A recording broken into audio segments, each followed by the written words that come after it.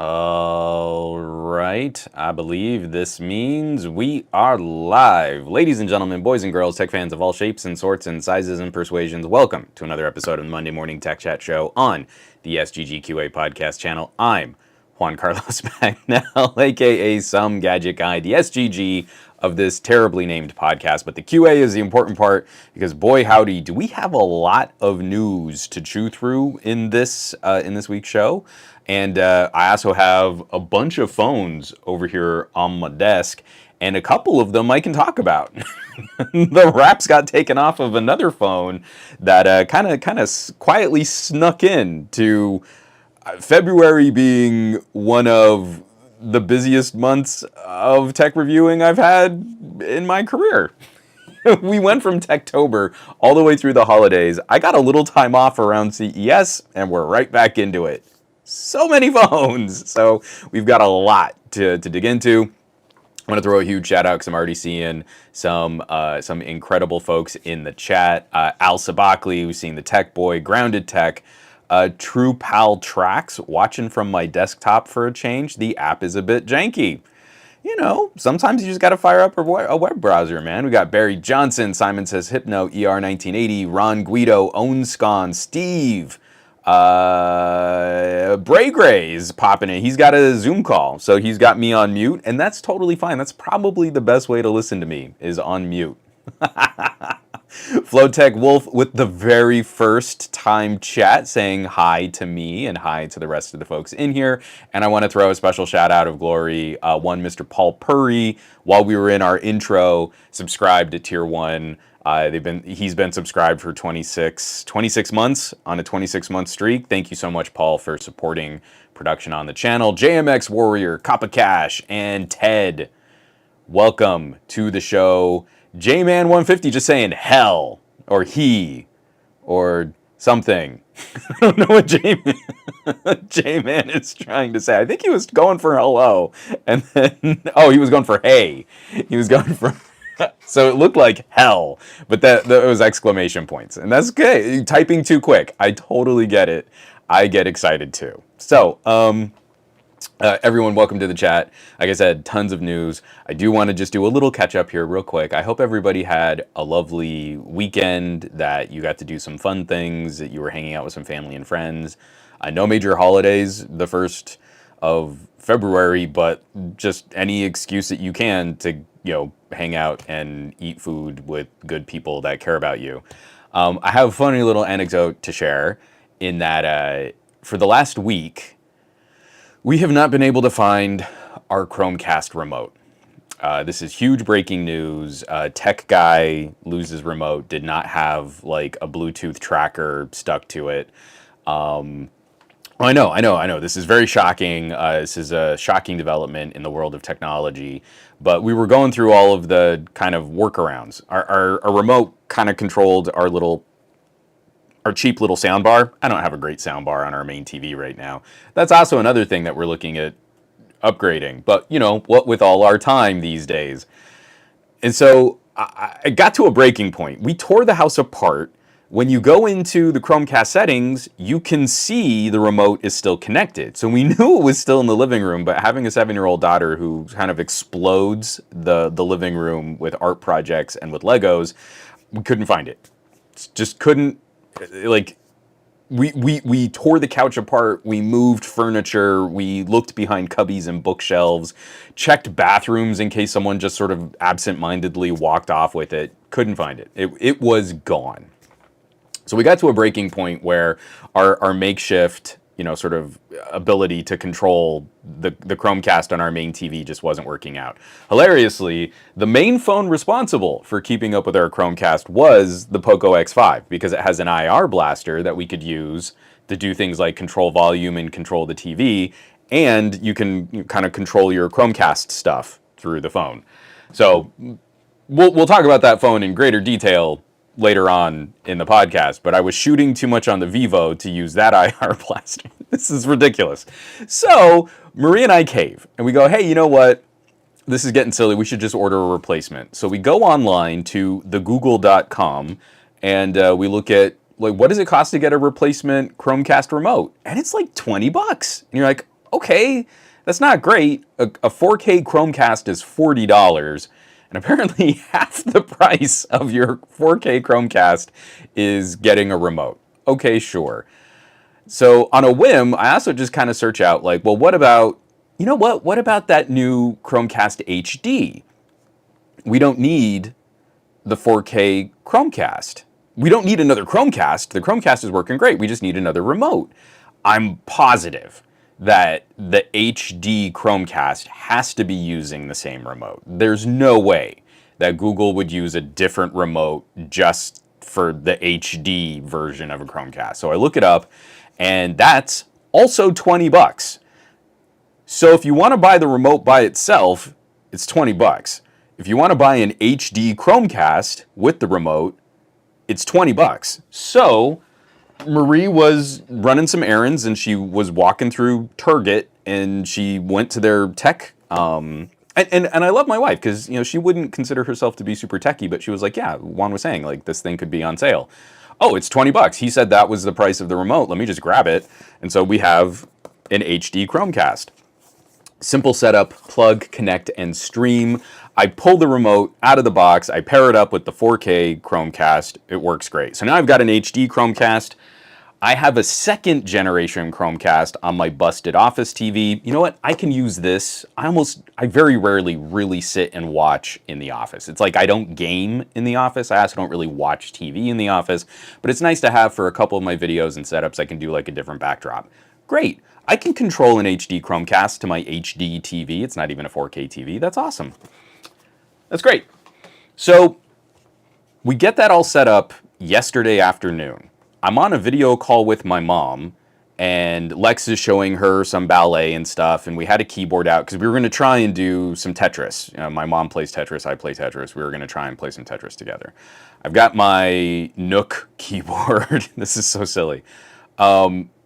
And I move the keyboard, and it's on, Lex has like a little art desk, one of those little lap desks. So we pick up the lap desk, and I move around, and we're like, oh, you know what, I need to turn off the TV. And I reach down to her lap desk, and I pick up the Chromecast remote, and I turn off the TV, and I set the remote down, and then I look to the side on the couch, and there's the new Chromecast remote, and I'm holding the old Chromecast remote in my hand. I had not paired that new remote but maybe an hour before, and I cannot tell you where the old remote had been, but it was just out in the open on a little art desk that Lex had. Like, I picked it up without thinking about it, just like, oh yeah, let me just pick up this remote, let me turn off the TV, okay, cool. And then see that I'm holding the old remote that has like, food stains and stuff all over it. And there's the new remote over on the table. So that's how I upgraded my office TV to a brand new Chromecast HD with a remote, because we found the old one literally an hour after we had the new one set up. So that's how good we are at tech in this household. So now Maria and I are like, do we want to get like an AirTag or a tracker or a tile or something? It's something. The most frustrating part is if there were a little speaker on the remote, you could tell the Chromecast to find my remote. The battery power was we had just put new batteries in there. It was like everything was paired. We knew it was still in the house, but we could not find it until I bought the new one. Literally an hour after setting up the new one, that's when we found the old one. It's like a Murphy's Law of the universe type of setup. So, pretty great. Al, I wish I were this devious. Al's writing, did you actually just hide it until you convinced the family to get a new toy?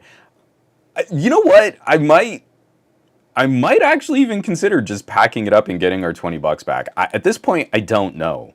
Like, I haven't even taken the actual Chromecast out of this box. Like, it's still all in the big cardboard packaging. It's 20 bucks. 20 bucks is 20 bucks. In this economy, maybe we should just roll it back to Target. I just feel bad because we did open it. And even with like a restocking fee, like, yeah, it'd still be like 15 bucks, 20 bucks, something like that. I don't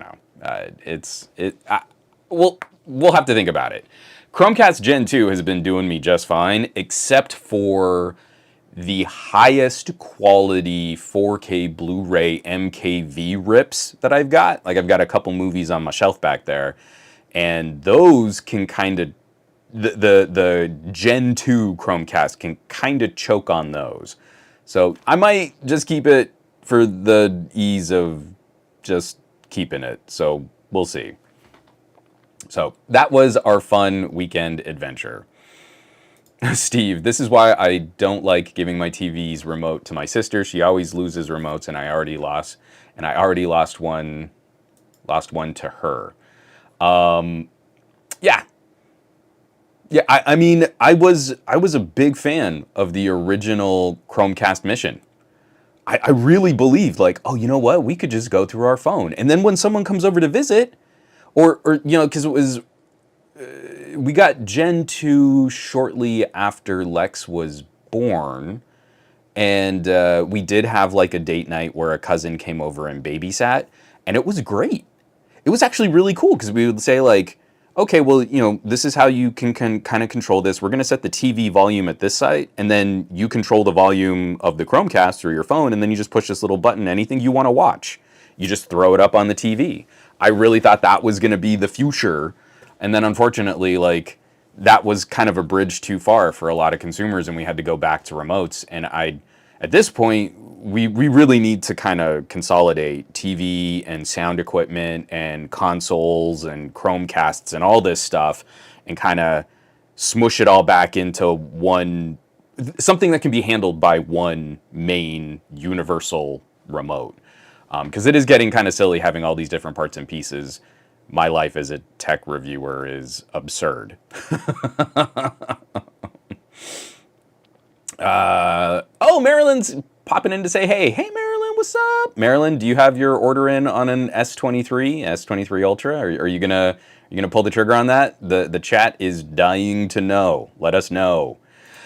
And Reaper oops, nope, there we go. And Reaper Black, do you know when the X90 Pro is coming to the UK? I do not. I would imagine the further west you go from the main markets in China and India, the longer it's going to take.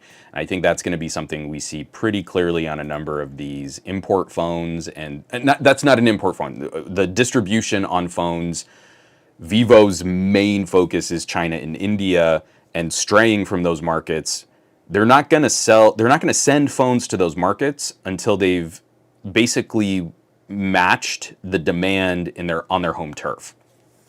Sony is kind of like the poster child of this strategy, and it kind of helps them stay profitable.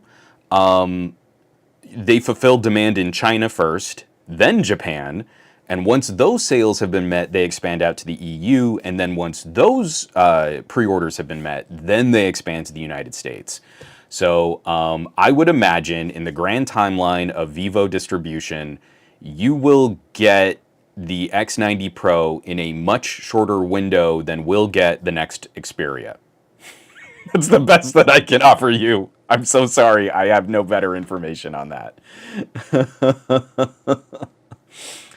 Oh, Marilyn, my dogs love eating remotes. Oh, and you did. Excellent. Okay, Marilyn is on the pulse. She's already ordered her S23 Ultra in cream. Excellent. At some point, you're gonna have to pop in the chat and share some thoughts. I know the early like embargo testing has been pretty positive. So the Ultra definitely looks again like the beast phone to get if you're a Samsung fan. So Flowtech Wolf.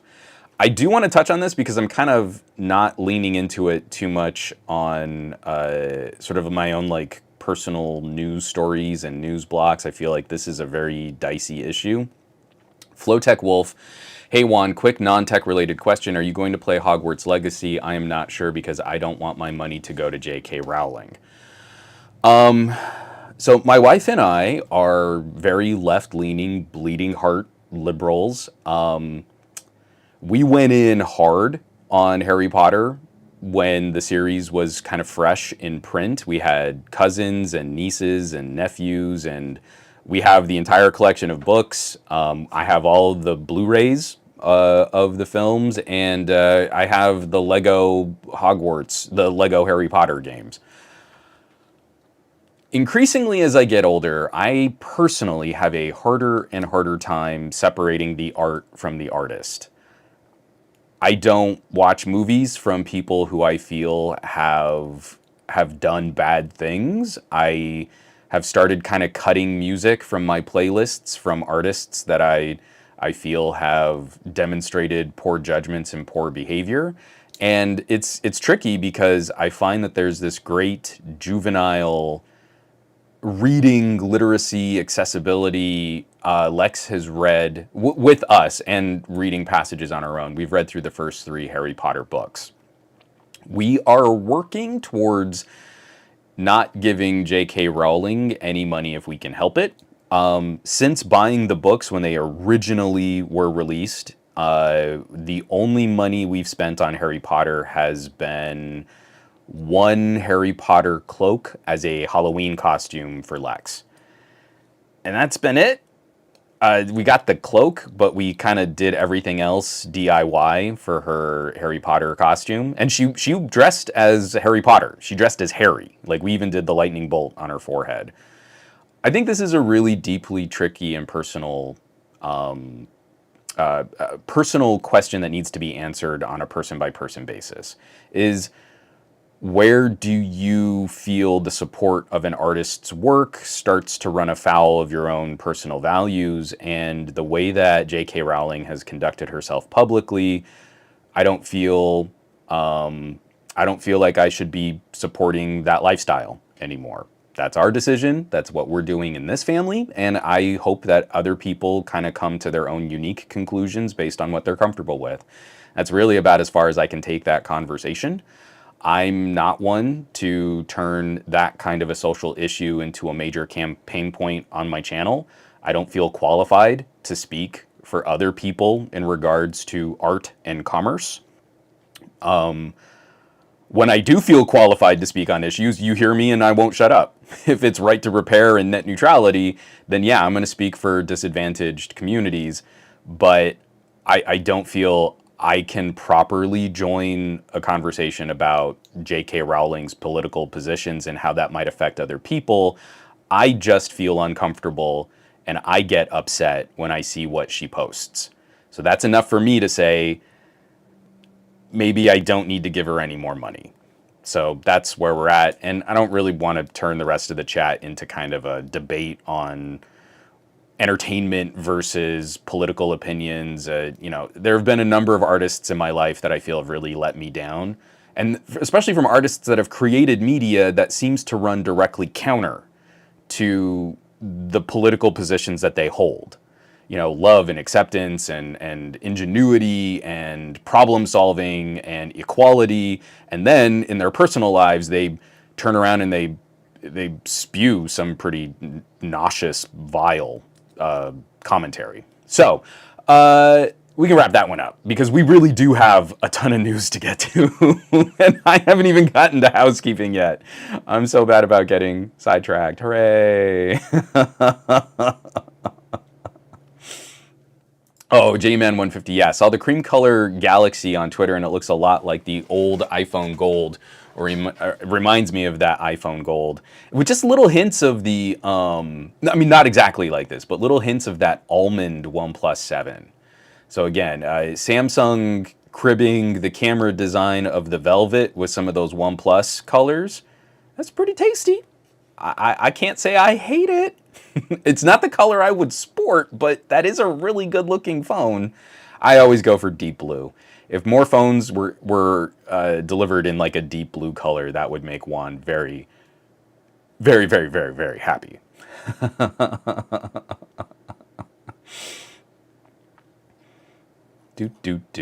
Okay, so we are going to jump into a little housekeeping here. Last week was a little lighter because I have been hopping on these embargo devices, so there's going to be a bit more content coming to the channel over the course of this week. But I do want to show, here, let me click this over here. One of the major videos that I got out, the Vivo X90 Pro is here. First look at the next stage of smartphone photography. These new 1-inch sensors are rocking my socks. This is one of the most tangible optical improvements to smartphone photography that I've ever seen. And I am crazy excited that we're probably going to be seeing a few more phones coming out with this kind of camera hardware over the course of the year. I'm very, very anxious to see if any of this tech will eventually make its way to the United States. Right now, we're in sort of in a holding pattern on this 1/1.3 inch sensor. Apple is at that tier. Samsung is at that tier. Google is at that tier. And I'm waiting to see if anyone will bring a 1-inch sensor. So far, it seems the only company that can will be Sony. And that's if we get like another very premium Xperia. But in the meantime, those of us who are reviewing gadgets internationally, we have phones like this X90 Pro to play with. And then, oh, I've got to reach, it's over here on the other side of my table. I've absolutely been adoring the photography from the Xiaomi 12S Ultra. So we'll have to see. I think this is going to be a really rough year for distribution. That's an entirely too long preamble to talk about what Vivo is doing well, my early impressions. The phone definitely needs some software updates. It definitely needs a little bit of polish, but boy howdy, is this such a great start for a pretty aggressive kind of smartphone package. There's a lot of tweaks and a lot of new on this phone, and it doesn't feel hamstrung by some of these smaller minor issues that I'm pretty confident will get addressed in a future update. To go along with that, this was also an exciting phone to talk about because it's my first it's my first phone with a top of the line Dimensity. So this is the Dimensity 9200. That's the SoC that's in the Vivo X90 Pro. And if you're on the Patreon, I have already started listing some of my performance testing. So I've got a post here comparing the X90 Pro against the iQOO 11, the Pixel 7 Pro, the iQOO 9T, the OnePlus 10 Pro, and the iQOO 9 Pro. So we've got 8 Gen 1s, an 8 Plus Gen 1, a Tensor 2, a Snapdragon 8 Gen 2, and a Dimensity 9200 as we go through all of my tests with podcast mixing, video editing, RAR compression, and batch photo processing. The TLDR of this post is, man, we're in a really exciting little window of performance. This year, we're catching up to a much better performance per watt than where we were over the last 2 years. And I think that's going to be really exciting for enthusiasts. But the Patreon post goes into more detail, like some phones are better for video editing, some phones are better for audio mixing, some phones are better for photography and photo editing, not just taking the photo. So there's a lot going on this year. And again, it's that thing where the second you show me an Antutu score, it absolutely does not guide you in any way based on what you're going to do on your phone. That these chips are now hitting 1.2 million points on Antutu doesn't tell you if one of these phones really crushes 4K video. And I had one shocking, surprising result in trying to cut higher quality 4K video from all of these different devices. I'll leave it up to the chat. Which phone, when I'm talking about the absolute highest bitrate rendering for a video, which phone do you think won my new smartphone video rendering benchmark? Drop a comment in the chat. That's such a tease. All right, and then the next. Oh, I haven't even published on somegadgetguy.com. It just went up on YouTube. So I'm gonna do this here real quick. I did get the video out. The embargo lifted at 4 a.m. California time, and YouTube is not loading the video up. Come on, YouTube. There we go. So one of the main phones we're going to be talking about this week's episode, if you've got any questions, or I'm just really excited to see a new sort of lower tier mid-ranger, is the Poco X5 5G that went live 4 hours ago. I'm tired. We did a late embargo last week. TK and I were up like crazy trying to get the X90 videos out, and then the Poco X5 was also another early morning embargo for Americans, so that was pretty tough. Yeah, wow. You can hear it in my voice. Hold on, I'm gonna get another drink of coffee. Oh man, Gormlord, you ruined it. See, I put up this tease, like, oh, which phone do you think totally won my new video rendering test? And Gormlord's like, the iPhone. And you're like, man, come on, give me a spoiler tag or something. Everyone knows that you can't do anything better. No one does things with features, so iPhones just works and stuff. Though I would like to point out that if you're just kind of cutting 4K video on the go, that in LumaFusion, you're better off with a Pixel than you are an iPhone 14. So anyway, we do have a lot to jump into. I feel this isn't a tech story. This is just a human interest story. And it's one of the things that I would absolutely love with the people that we have here in this chat, because again, my audience tends to be thoughtful and very considerate. Marie and I woke up this morning to news about just a monstrous earthquake in Turkey. And at present, we're talking about an event between an earthquake and an aftershock that have claimed over 2,100 lives at the current count. And that number will probably go higher, especially as relief workers are able to get in there and start helping.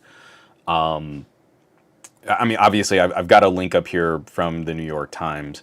But as Marie and I live in earthquake country here in the United States, there's always that gremlin of fear or anxiety in the back of your brain. We just recently had a 4.0 that struck off the coast and rumbled us pretty good, even though we're past the canyon.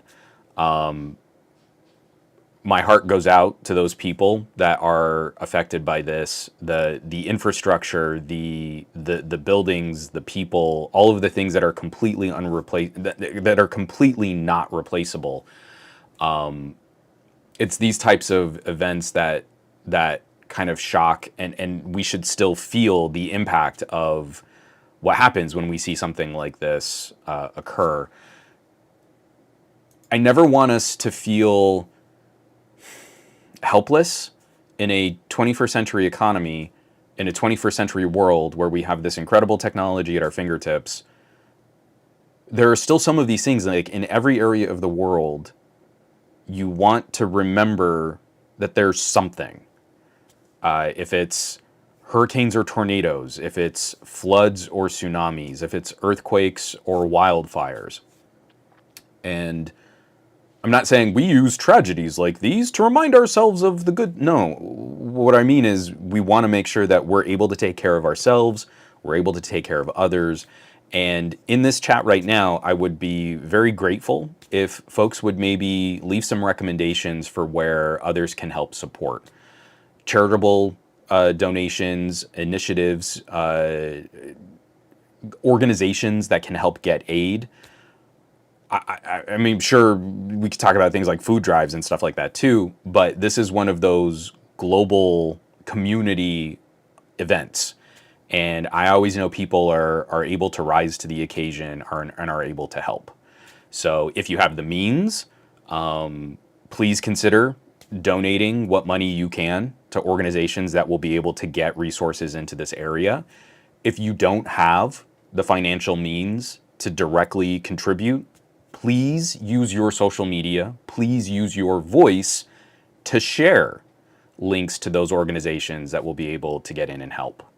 I usually reserve this like, hey, make the effort to like supporting content creators.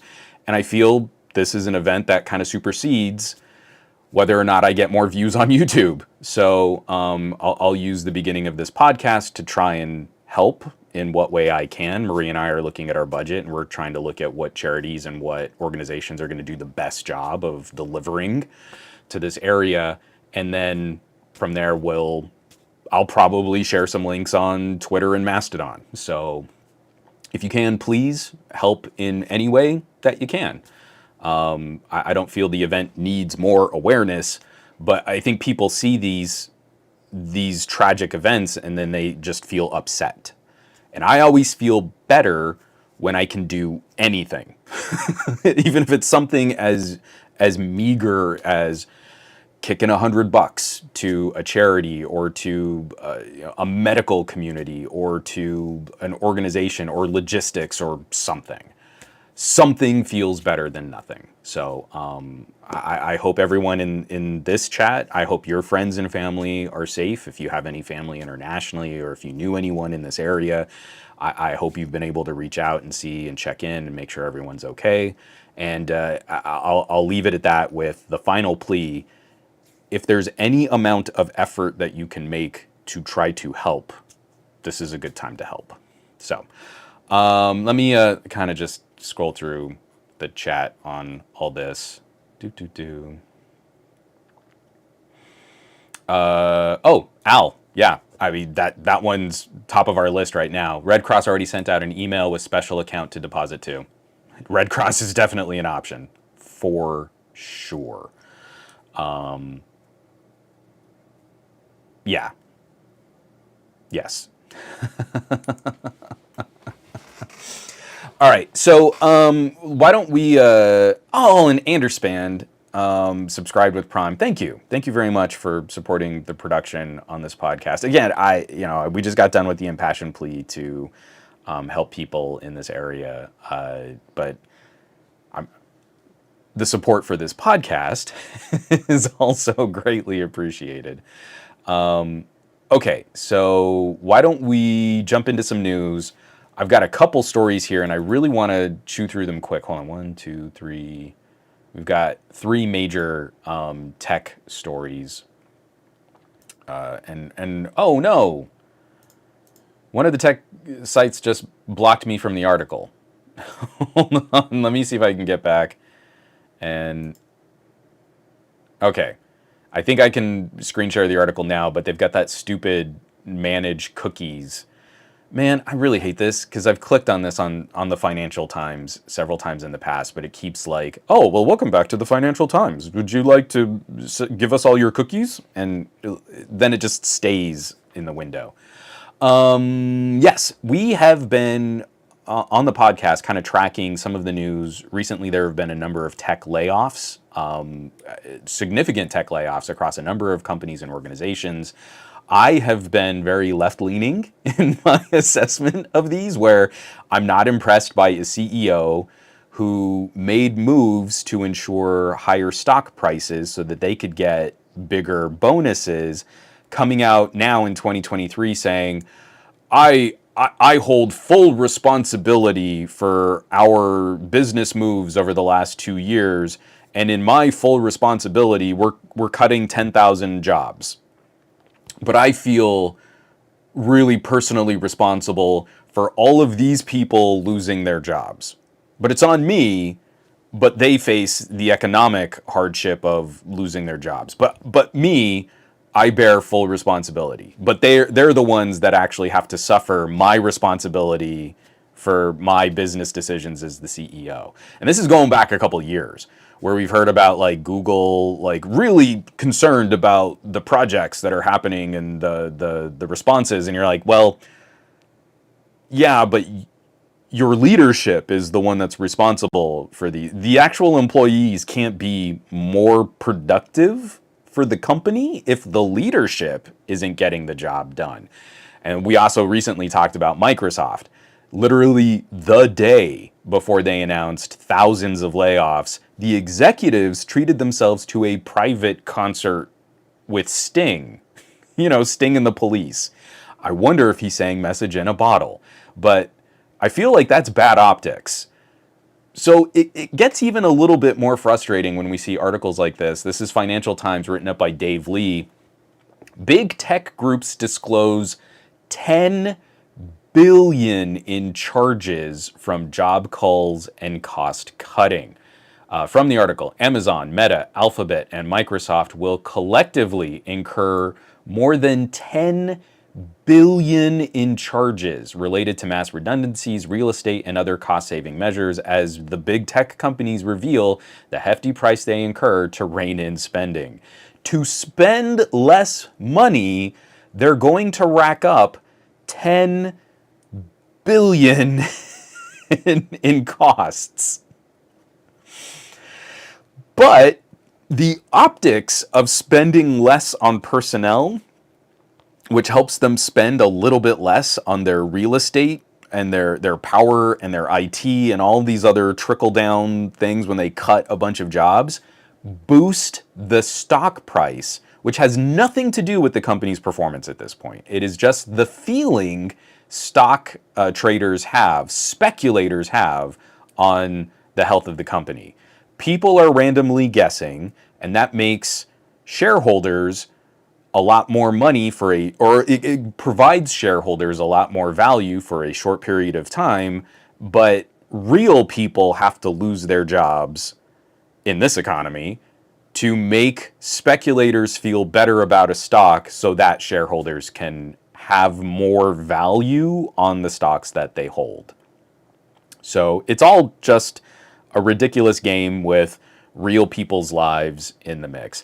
I would highly recommend going through this article because it's a little demoralizing when you kind of just see it in print how directly connected these kinds of moves are and how it doesn't really seem to make the company function better. In the long term, you still lose some of the talent and some of the personnel, the ability to get work done. And then later, you still have to kind of reassess what jobs and what projects the company wants to focus on and then bring people back in to handle that. But if you let go of actual engineers, not just like HR and recruiters and you know, like all of that stuff, but it's really difficult to replace those people. So with thousands of people getting laid off from these companies, I really hope that we see some kind of collective, like maybe some talented people who were a little lower on the totem pole and got the chop, come together and maybe create some new disruptive technology that isn't built just to get sold to Google or Facebook or something like that. DTNL. Yeah, man. Imagine using your feelings to decide how much something costs. That's our stock market in a nutshell these days. And Gormlord, this was true. Wasn't it the head of Nintendo that took a huge pay cut when they weren't doing well? Respect for that. And we're seeing that too. I think, who was it? Tim Cook announced that he was taking a major pay cut. But again, when you just say like, yeah, I'm going to cut my salary. Okay, well, that's respectable. I appreciate that. But isn't more of your compensation based on things like your stock holdings? You know, like they give you interest in the company. That's really kind of what like some of the main compensation package really is. This stuff gets really messy when we talk about, well, yeah, I took a pay cut. And you're like, yeah, but didn't you also get like a massive bonus? Oh, but that's different. That's because I did my job so well. For shareholders, sure. So it's just really disappointing. But the article on the Financial Times, when you get around their cookie pop-up, when you get around that, the article does a really good job of kind of breaking down some of these moves. It's just shocking to me. We are going to incur billions of dollars in costs to eventually save more money on personnel, and that looks good. So now our stock is more valuable, I guess. It's great. We need to do, I haven't done like a heavy political, like regulatory agency news article in a while. And this was another one that just kind of bristled, that kind of ruffled the feathers a little. Coming by way of Ars Technica, of course, John Brodkin. I kind of have a man crush on John Brodkin. ISP admits lying to FCC about size of network to block funding to rivals. An ISP gave false FCC. Let me try that one more time. An ISP gave the FCC false coverage information to prevent other companies from getting grants. Ryan Graywell, who runs a small wireless internet service provider in Ohio last month. All right, man, reading is hard. Let's try that one more time. Jesus. Ryan Graywell, who runs a small wireless internet service provider in Ohio, last month received an email that confirmed some of his worst suspicions about cable companies. Graywell, founder and general manager of Smartway Communications, had heard from some of his customers that the Federal Communications Commission's new broadband map falsely claimed fiber internet service was available at their homes from another company called Jefferson County Cable. Those customer reports spurred Graywell to submit a number of challenges to the FCC in an attempt to correct errors in Smartway's service area. One of Graywell's challenges elicited a response from Jefferson County Cable executive Bob Loveridge, who apparently thought Graywell was a resident at the challenge address rather than a competitor. Quote, You challenged that we do not have service at your residence, and indeed, we don't today. With our huge investment in upgrading our service to provide XGPON, we reported to the BDC, the Broadband Data Collection, that we have service at your residence so that they would not allocate addition broadband expansion money over top of our private investment in our plant. So, not only is Jefferson County Cable like they're emboldened to say the quiet parts out loud. Assuming this dude was a customer, they legit sent him an email saying, "Oh yeah, we lied just to block our competitors, and we still don't offer the service that we claimed you could get." When you're an entrenched local monopoly on a specific flavor of a service like broadband, no one's at a federal level going to say Jefferson County Cable is a monopolistic business entity, but something tells me in their local region, their customers don't have a ton of options. So they're not even concerned about lying well. Their explanation is, oh yeah, we lie, and with misspellings. You've got to check out this article because like the email has omitted articles and misspelled words. It's awesome. Like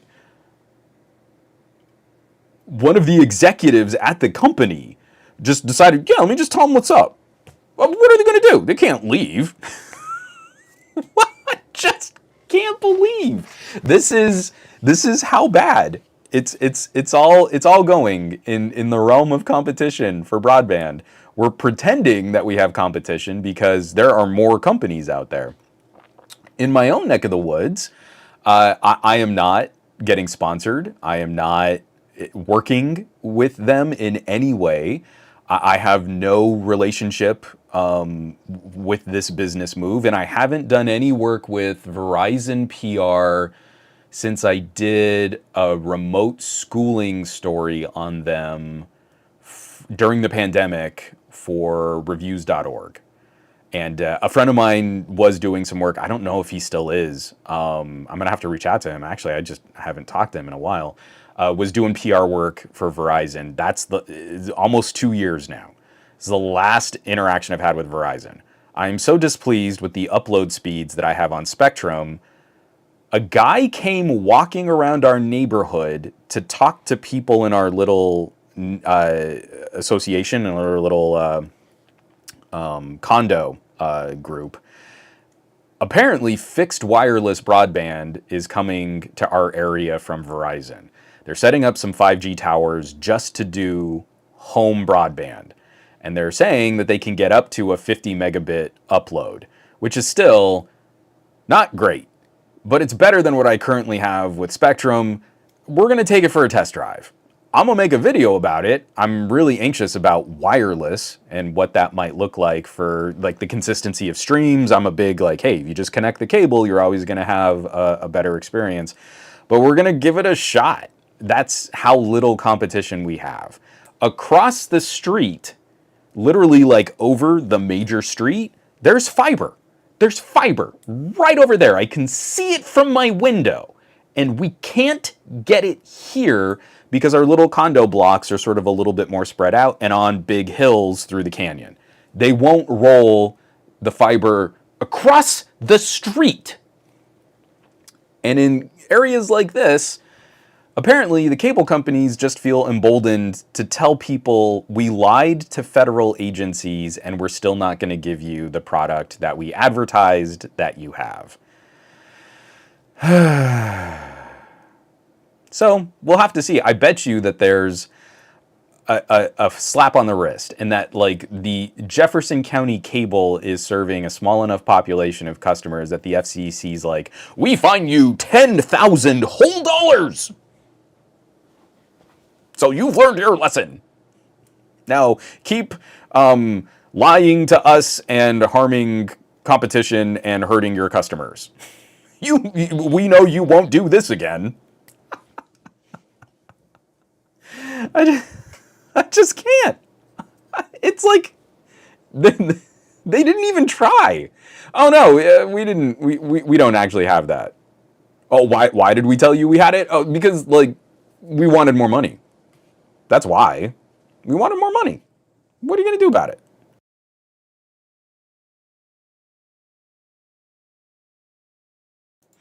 It's pretty great. All right, one more story for the news block here, and one that I'm sure is kind of in our wheelhouse here as being phone nerds. It's like at this point I got to keep watching it just because it's such a rough international tech story. I've long maintained that I've felt. Excuse me, sorry. Some coffee burps there. I've long maintained that I've felt the reaction to some of the business shenanigans and the this sort of political backing of a company like Huawei.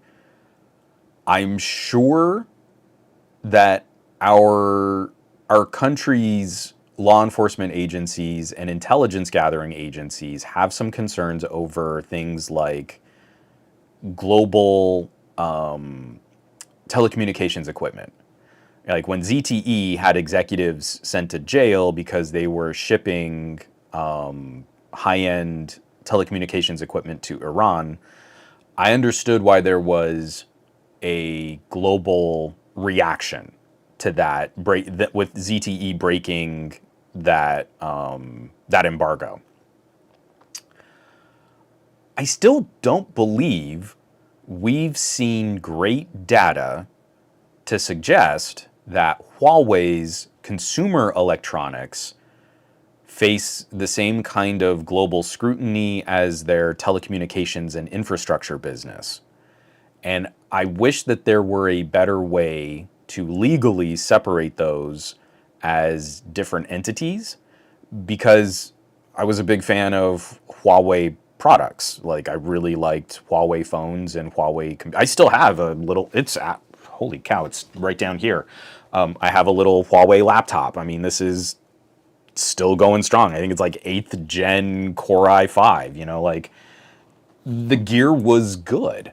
And it makes me sad because we still see, you know, some of the innovation and some of the new tech that's coming out of the Huawei Mate and Huawei P series. So this was a big push on Reuters end of January. U.S. stops granting export licenses for China's Huawei. The Biden administration has stopped approving licenses for U.S. companies to export most items to China's Huawei, according to 3 people familiar with the matter. I want to get down to...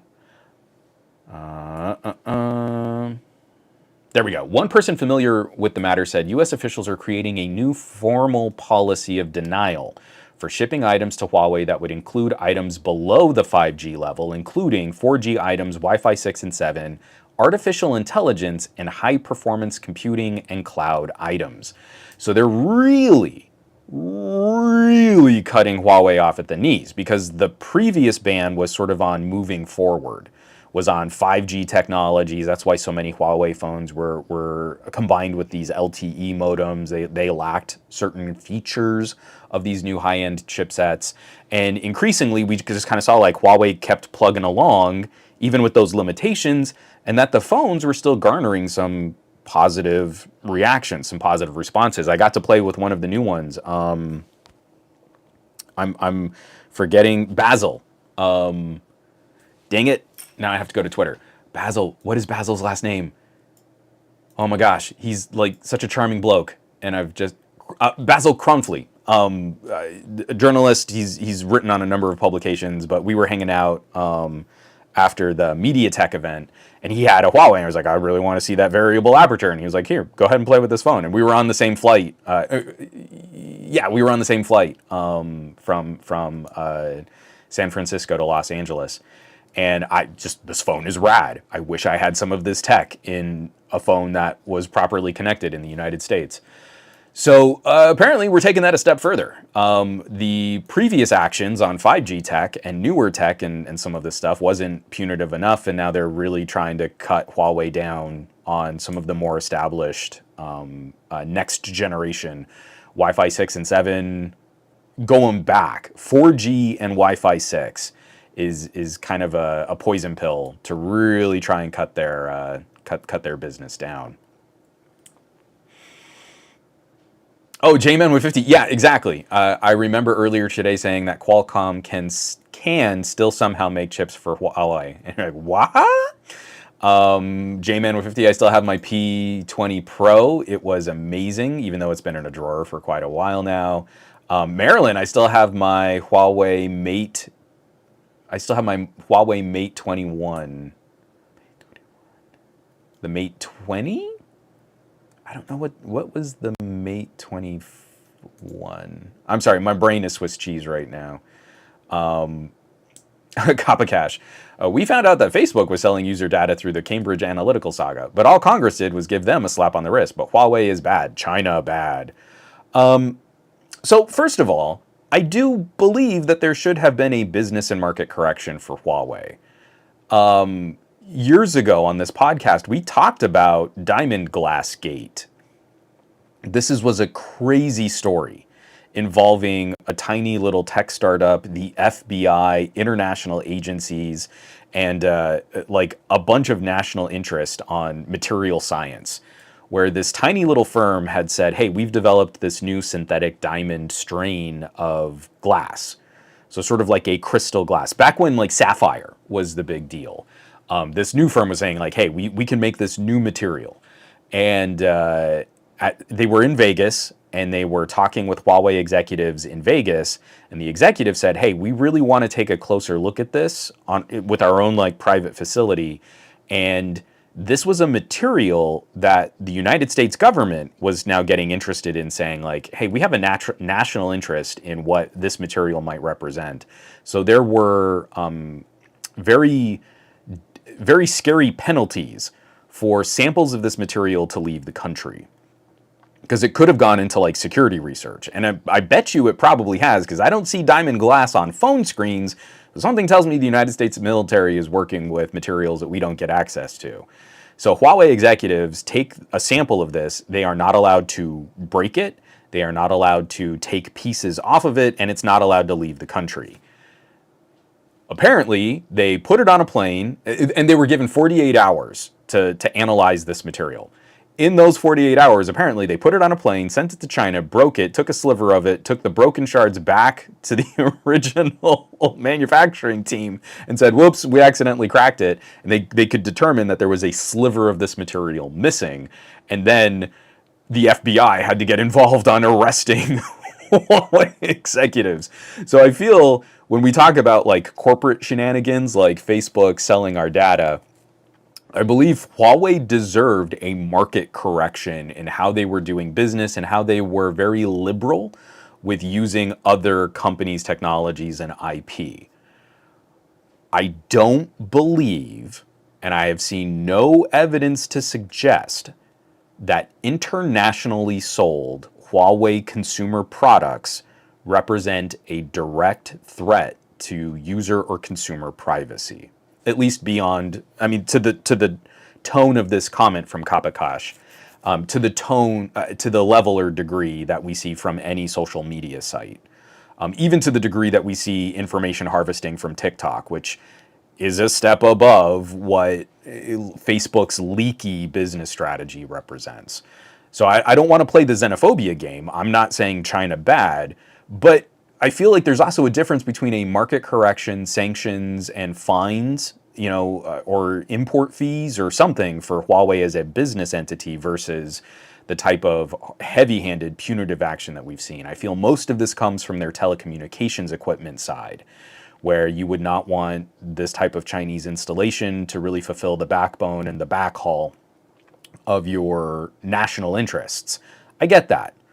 I feel like even that might sometimes be a little doom and gloom or a little over stated, the risk there. But again, you want to over secure your network, not under secure your network in a world where cyber attacks are devastating. So yeah, I get that. I don't feel that there's the same level of threat for a smartphone as there are for 5G radio antennas. So that's to me where I've always had that difficulty, where This is more punitive in action towards consumer-facing products, and I feel that is a different level of security threat or risk than infrastructure products. So it's pretty tough. Oh, Marilyn had the Mate 20X. I gotcha. Yeah. Mate 20X. Okay. Sorry, we solved the mystery. I still have a Mate 9 and a Mate 10 over on the shelf there because they're stunning phones. They're kind of like museum pieces for me now because we got so close. That Mate 10 Pro was almost on AT&T. It was almost sold through Best Buy, and then the whole thing got ganked. And it's so crazy to me that was so long ago. You know, we're going on the 60 series now, so that's 5 generations of Huawei devices. Man, that Mate 10 was so good. And then like a little flavor of that kind of lives on. Do I have my Honor over here? Oh, it might be on the shelf. No, of course I do. It's right here. So like kind of a little flavor of that design and that kind of heritage is living on in the Magic series. The Honor phones have been stunning lately. And again, when we talk about like selling off a part of the business, you know, Honor was a separate entity that kind of existed under the Huawei umbrella. There's still a feel of classic Huawei in that Honor device today. You know, it's funny because it's not, but it is, but it kind of, but no, but yeah. So if you want an internationally distributed device that feels like a Huawei, but still has Google services on it, I'm kind of looking forward to what the next Honor is going to bring. I think they're going to be pretty good.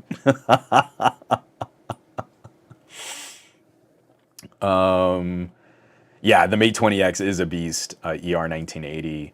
And 2 Turbo, I still got the Honor 8 in a drawer. I think, yeah, I don't know that I'll ever really be able to properly repair my Honor 8.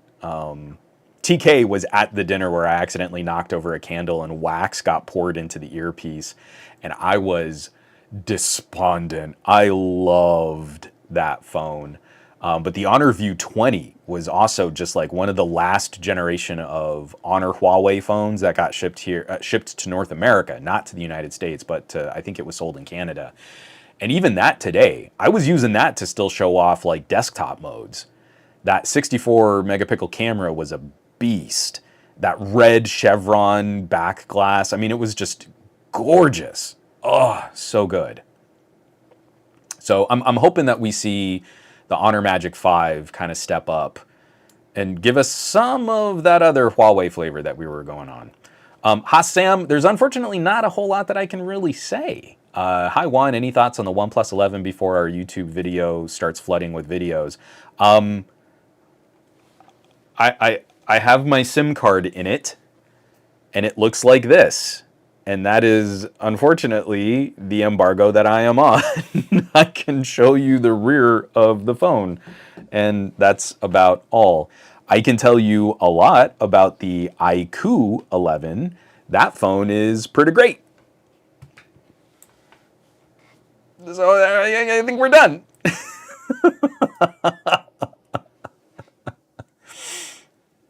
Yeah.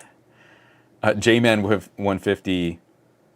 Hold on. There may as well be that feel within OnePlus and Oppo because of the whole Oppoification. I am not bothered. Okay, so because I want to show things like this. Like I can talk a lot about phones like the Vivo X90 Pro, which we're going to talk about in the gadget block. So if you have questions, comments, concerns, something like that. And then there's the iQOO. And the iQOO series has been steadily improving from a budget. I think iQOO started as an attempt at competing in different regions a little bit more like a Poco. But really, Realme took off, and that brand sort of exploded in that tier of Redmi and Poco type devices. The inexpensive, the starter level, and up to flagship killer. And iQOO still sells a couple phones that I would consider flagship killers, like the Neo, but really they've been steadily trying to push the main year number in some of their Pro devices and they're stunning. Like these phones are fantastic. They deserve to go toe to toe with any other premium tier device. They're awesome. But then Vivo has their own in-house. This is their flagship photography product. The X series is a monster camera performer, and these two sort of exist together. But there is like a little separation on design team. They just share a lot of parts and they share the same software. But the iQOO is responsible for its own stuff, and the Vivo just sort of guides that whole like umbrella of products and services. I think you get better products that way.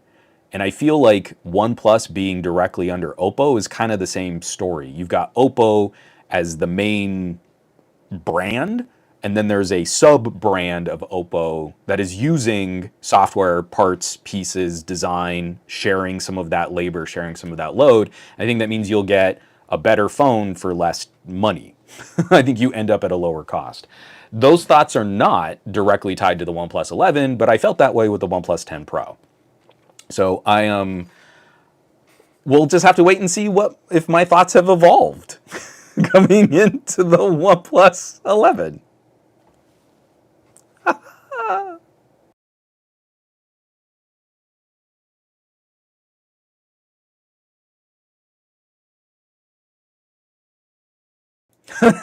Gormlord, is he blinking in Morse code? Oh man, my entire podcast would just be ... dash dot. All right, that does it for the news block, and we're right on the hour. So I do want to highlight this was a monster week on the subreddit. Every podcast has a subreddit. My podcast is no exception. But my subreddit is not a me subreddit. I routinely win my subreddit. I did not win this week, and I could not be more excited for the types of stories that we had come into glowing rectangles. So if you go to Reddit, you go to reddit.com/r/glowing rectangles, all one word, and you're going to find an incredible collection of content creators, both large and small, but with content that doesn't always get the same kind of attention or respect from the algorithm on YouTube. So let me fire this up here. Glowing rectangles, reddit.com/r/glowing rectangles. Number one. I'm actually not familiar with Nick Ackerman's channel. He's got 750,000 subscribers. This phone is great, and it's not iPhone. A Sony Xperia 1 Mark IV video.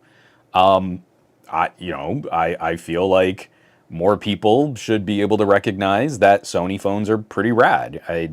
If it weren't for the current embargo that I'm under, my SIM card would still be in an Xperia 1 Mark IV. But I had to use another phone to get a video done. Number two, Ben's Gadget Reviews, really been stepping up with some of these photography and import phones, comparing the differences between the global X90 Pro that I have and the X90 Pro Plus that he imported from China. What's the difference? And so he's got a really good look at both of these phones side by side.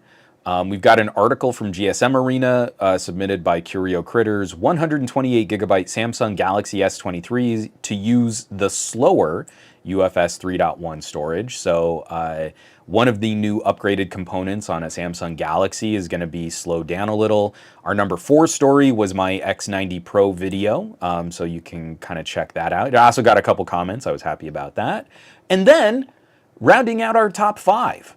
I was really stoked to see this from MPL Ventures with 11,000 subscribers. Why everyone is abandoning GoPro. And so this is I watched this video. I'm going to click the little up arrow right now. You see, that's what you do. Did you see all that effort that I just made? I just clicked one time on this little up arrow. And now, algorithmically on Reddit, Reddit has data to suggest that this video is 1 point more popular than it was before I started this podcast. And that's all you need to do to interact on Reddit. You see, you just kind of touch that one little arrow. And I've got 57 people kind of co-streaming this right now. If half of you upvoted a post on glowing rectangles, you would tell Reddit that this content is more popular and deserves more attention, and that would help content creators. The big effort I would like you to make on social media this week would be helping people in Turkey and Syria. The second effort I would like you to make this week is to help some of your favorite content creators with literally the least amount of effort you can make on a social media site. So reddit.com/r/glowing rectangles. I have a GoPro 10 Black or 10 Hero. Is it 10? I really don't love it. I got it to cover just some lifestyle stuff, and I don't know. I am so used to shooting from phones that when I have to turn to an action camera just because of the logistics of using a smaller shell camera, that video, why everyone is abandoning GoPro, kind of spoke to me in terms of my experiences with performance and with quality and with accessories. Man, do I really not like GoPro's main strategy for putting out accessories for their cameras. And then also just the evolution of what kind of mobile photography looks like. I don't think action cameras, especially the GoPro style cameras, have really evolved significantly over the last couple of years. So anyway, reddit.com/r/glowing rectangles, tech by Jermaine. Man, that seems like a lot of work. You would be correct. Motivating any effort or action is an enormous amount of whining from me to get a couple of people to consider touching an up arrow just so that they can tell an algorithm, help this content creator out. I like their videos. Like if you just went once a week and just clicked up arrows on like all of the front page stuff, you would be helping an army of content creators that almost never show up in my feed. I have never seen a video from Nick Ackerman. That has never been served to me on YouTube. I don't know who this guy is. I haven't watched this video, but it's subject matter that I would be interested in because I would love to see someone else's take on an Xperia 1 Mark IV. YouTube knows that I'm a Sony nut for smartphones, and I never see content like this. But I go to my own subreddit where I've lost, well, I didn't lose, I'm in the top 5, but I didn't win my subreddit this week. And the top posted video on my subreddit is absolutely something I am interested in. That's the problem with algorithms. They're not really giving us what we want, they're only giving us what will keep us on the site longer and usually harming our mental health to do so. It's usually not the stuff that we're interested in, it's often more the stuff that will make us angry or afraid. Reddit.com/r/glowing rectangles, and you can be the change you would like to see in the world. And also help out some really cool content creators. So, that's the subreddit plug. From Steve Pogue. I just post memes and stuff for fun there. I'm not really a content creator, but this subreddit is where I'm starting to crack my socially anxious shell. Steve, that means a lot to me. That you're, again, I feel like if you're new to Reddit, finding a little pocket community is the best way to get started. You don't just go to a major subreddit and try to start interacting, because often the subreddit moderators will shut you down. Here would be a good place to start racking up some of them internet points and you know, getting your sea legs before trying to contribute to other communities. Simon says, Hypno, this Jermaine fella does some great videos. He may just be earning fish and chips. Jermaine is a pretty cool dude. ER1980, Nick mainly covers Apple, Samsung, and Google devices. However, he is open-minded and tends to occasionally cover other devices too. So that to me is even more critical. If a content creator is straying from their normal sort of collection of devices, that is death on the algorithm. If YouTube knows you as a Samsung creator and you make a video on a Vivo and you don't pack it full of Samsung commentary, you just try to make a video about the Vivo, that video will get slaughtered. If it has different keywords and it's for a different audience, oh, how could we even know if your viewers would want to watch this? That's even more critical if an iPhone Samsung focused creator is making a video about an Xperia. YouTube should be shoving that video up my nose. Like, someone from Google should arrive in one of their little Street View cars with like a flash drive and literally try to shove that flash drive into my eyeball. That's even more. If YouTube were really in the business of growing channels, building audience, and fulfilling communities, that's what they should be doing. That should be the reaction when an iPhone focused content creator strays. YouTube should be, with all of their data, they know my viewing habits, they know what I like to watch videos on. YouTube should be trying to help this guy out. But I didn't get the alert from YouTube. I got the notice when I was prepping this podcast this morning from reddit.com/r/glowing rectangles. That's how I found out about this video. YouTube has no interest in this video succeeding or dying unless this guy brings audience to the video himself. And that's what kills me. So anyway. Gormlord, absolutely. Hence him putting iPhone in the title. Not that I'm faulting him for that, but that's the game. And again, we shouldn't have to play that game. If YouTube were really good at getting people the kind of content that they would be interested in, then we wouldn't have to do this dance. Making shock-faced emojis and all that nonsense has nothing to do with the quality or the caliber of the conversation.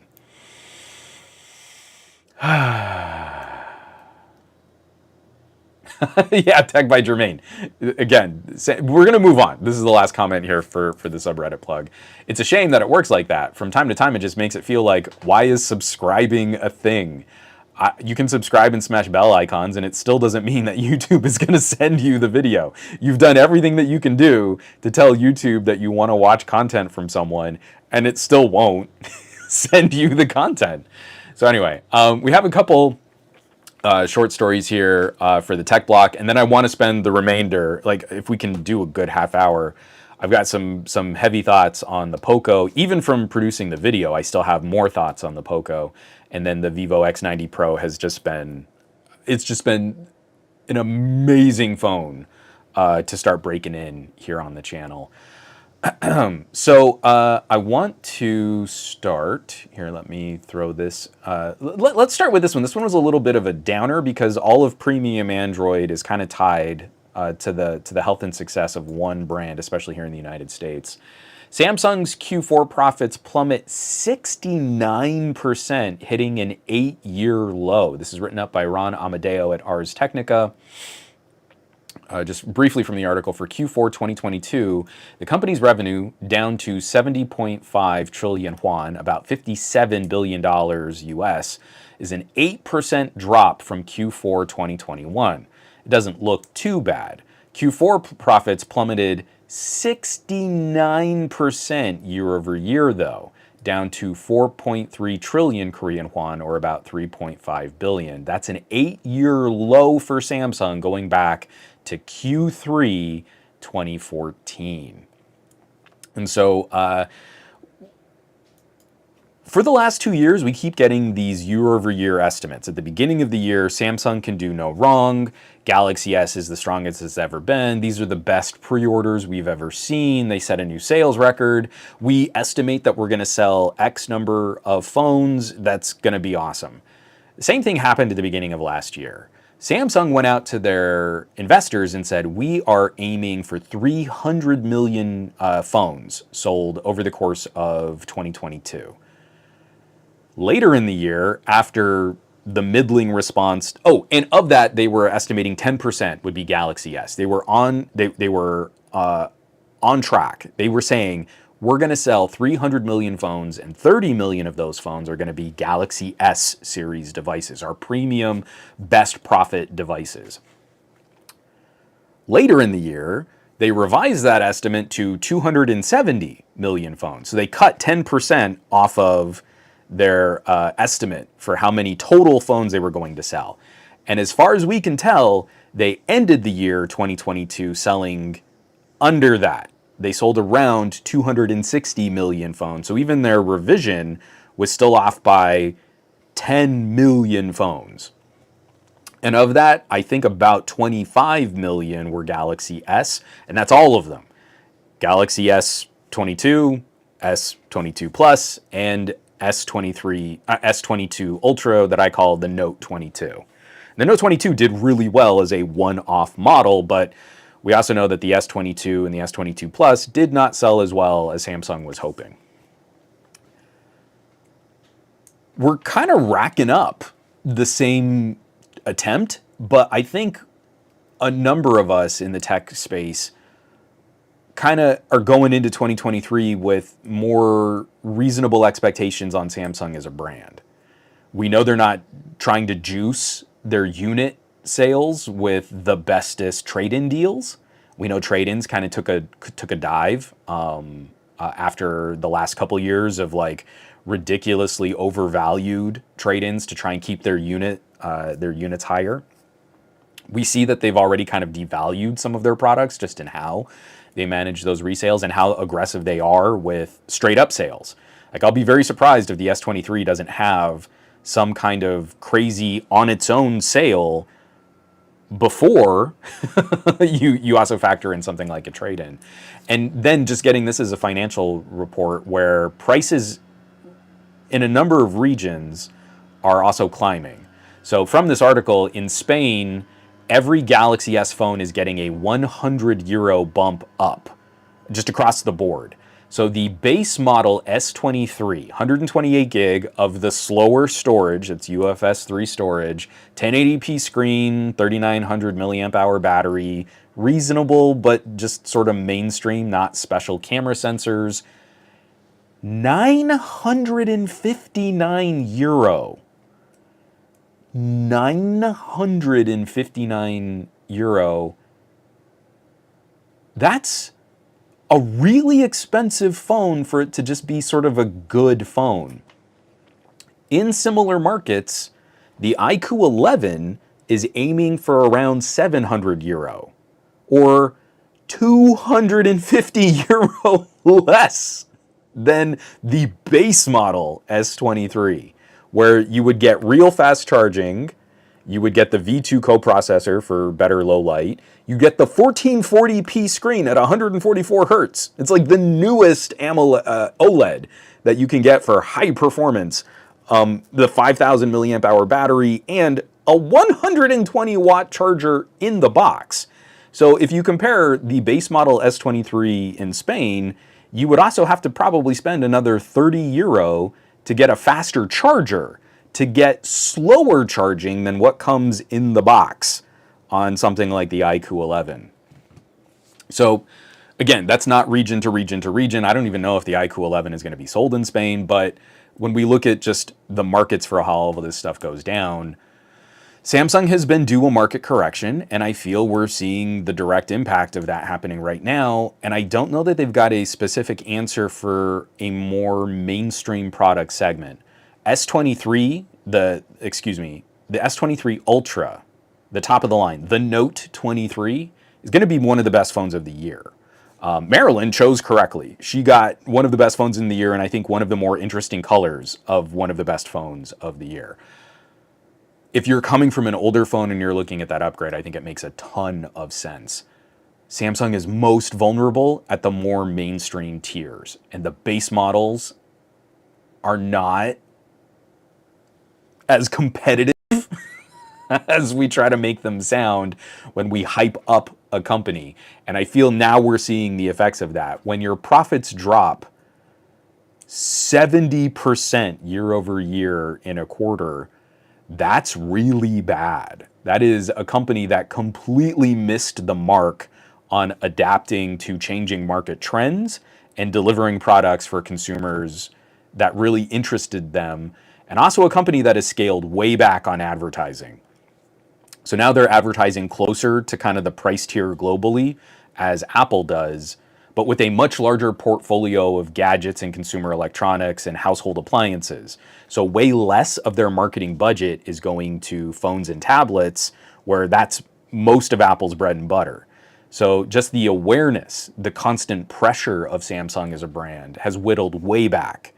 And wouldn't you know it, with scaling back that hard on advertising, we've watched their sales continue to slide. So from the Galaxy S10 to now, I think Samsung is down roughly 45% for Galaxy S sales. Peak Samsung was Galaxy S10, Galaxy Note 10, and it's all been downhill from there. Oh yeah, Tech by Germain, I love this. Yeah, oh man, it's hilarious. Tech by Germain writes, I can import with import cost paid and tax the X90 Pro with 12 gigs of RAM, that's 50% more RAM, and 256 gigs of storage for $900 or around 850 euro. That is 100 euro less than the S23, and the S23 Plus is around oh, and the Pro Plus is around 1,000 euro. So if you spent 50 more euro, you could import the Chinese, the slightly fancier version of the Vivo X90 Pro, and that would be a much better phone than a Galaxy S23. The only thing the S23 would win is DeX. That's it. Everything else. And unlike Samsung, you would get a charger and a case in the box for the price of the phone. And not just a charger that can charge roughly 3 times faster. 120 watt charging, let me tell you, is really nice. All right, that's enough on Samsung. I know I soapbox on that a lot. 2 other quick stories that I just want to point out. I'm not going to detail this too much because really I'd just be repeating stuff from the article, and I feel like this is one of those tech stumbles. It's a little embarrassing, but it's a kind of technology that really does provide a benefit. We just have to figure out some of these use or edge cases that can get in the way. But the New York Times has a great write-up on My Watch Thinks I'm Dead, written up by Matt, I think it's Richtel, over on New York Times. Dispatchers for 911 are being inundated with false automated distress calls from Apple devices owned by skiers who are very much alive.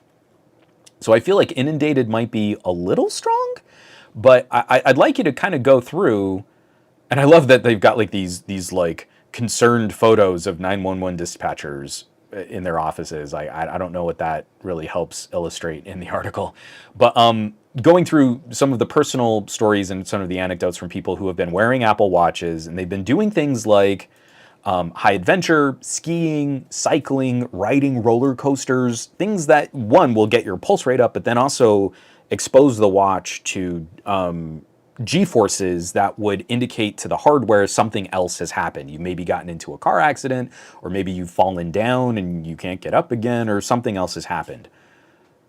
Those tech bits, excuse me, I got like quivery and emotional there. Those tech bits are really helpful. We want to get my grandparents, because they have like iPads and iPhones, we would like to get my grandparents on some Apple Watch gear to help. Like if my Nana takes a fall, we want to know. And she's not going to do any skiing or race car driving or roller coaster riding. She's a spry old lady, but she's not doing that. But the practical, the way that it ties together, the way that it works with her iPhone, like, we think this would be a benefit, and also just kind of help tracking some of her health data in later life. That makes sense to us. So we've got to figure out how to compartmentalize. Like, it's clumsy, but hey, you're going to a theme park, turn on roller coaster mode. And that way it's not going to immediately dial 911 if it detects high G-force. There's obviously a solution here, and it's one that probably requires some user engagement.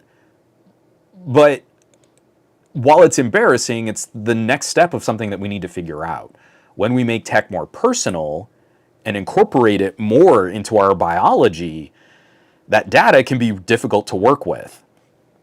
And the watch isn't going to know high blood pressure, high pulse rate, high anxiousness, like, is that caused from you having a heart attack? or a cardiac event, or is that you're like going bungee jumping? we detected a fall and a sudden stop. Oh no, you must be dead. The watch isn't going to know the difference. So to me, the article, again, it does a great job of kind of spelling out some of the concerns that emergency responders are facing, because they have a job to do and they have to take this stuff seriously.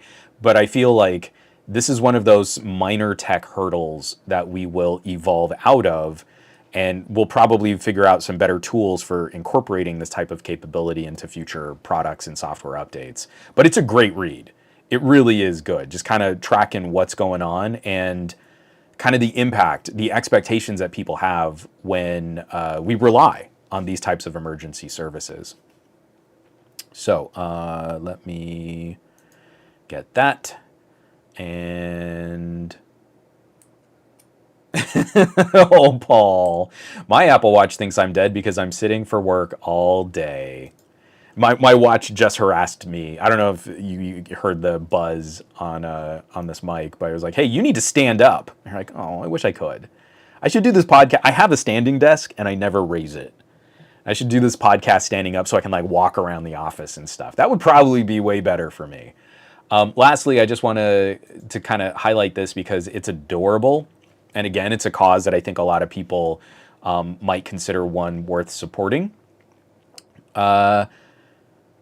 We here in America don't have the same kind of relationship with Red Nose Day, but I'm going to try and import some because the red nose this year was designed by Jony Ive from Apple, and it's really pretty.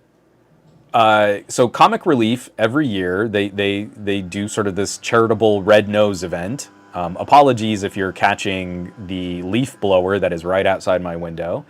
And this year, they designed, the person who designed the red nose is the former chief Apple designer for Apple products.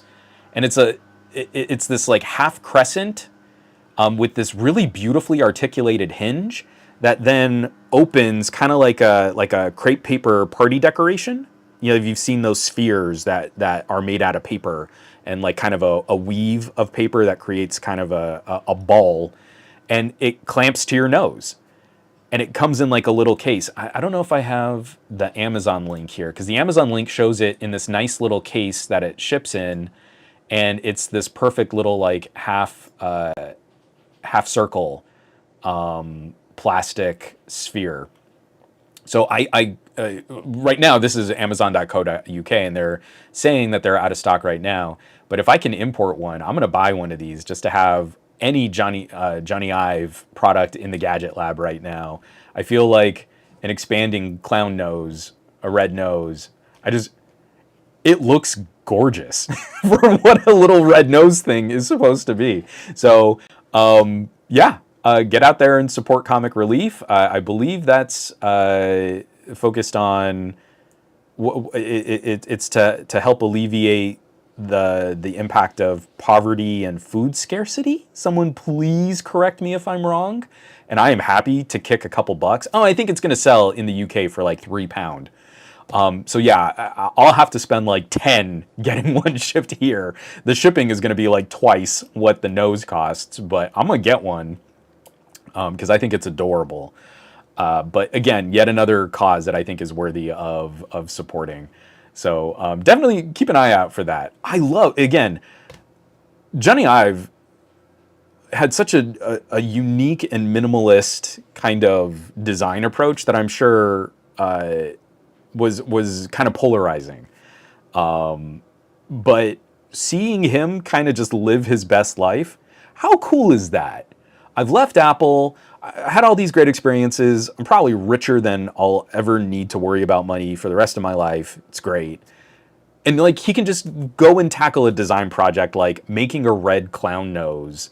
The most beautiful red clown nose that money can buy, and it's going to be £3. That's awesome. That just made me so happy to see like that was the partnership for this year's red nose. Because I've seen some in the past that just look like regular clown noses, or sometimes they put faces on them. Like, I am not directly exposed to the red nose thing very frequently, but we watch a lot of BBC, so we're sort of passively aware of it. So when I saw that article, I was like, I gotta talk about an Apple designer making the absolute best red nose that's ever been created in the history. Again, I want it to be presented like it's an Apple keynote, right? You go out on stage and one more thing, red nose, and then you kind of talk about useless benchmarks. This is the fastest red nose, the best battery-powered red nose, reducing the shipping costs of a red nose because it collapses. So there's less packaging waste for this red nose. 35% more honking than a comparable, than the best-selling Windows red nose. 35% more honking. There you go. Simon Says Hypno absolutely nailed.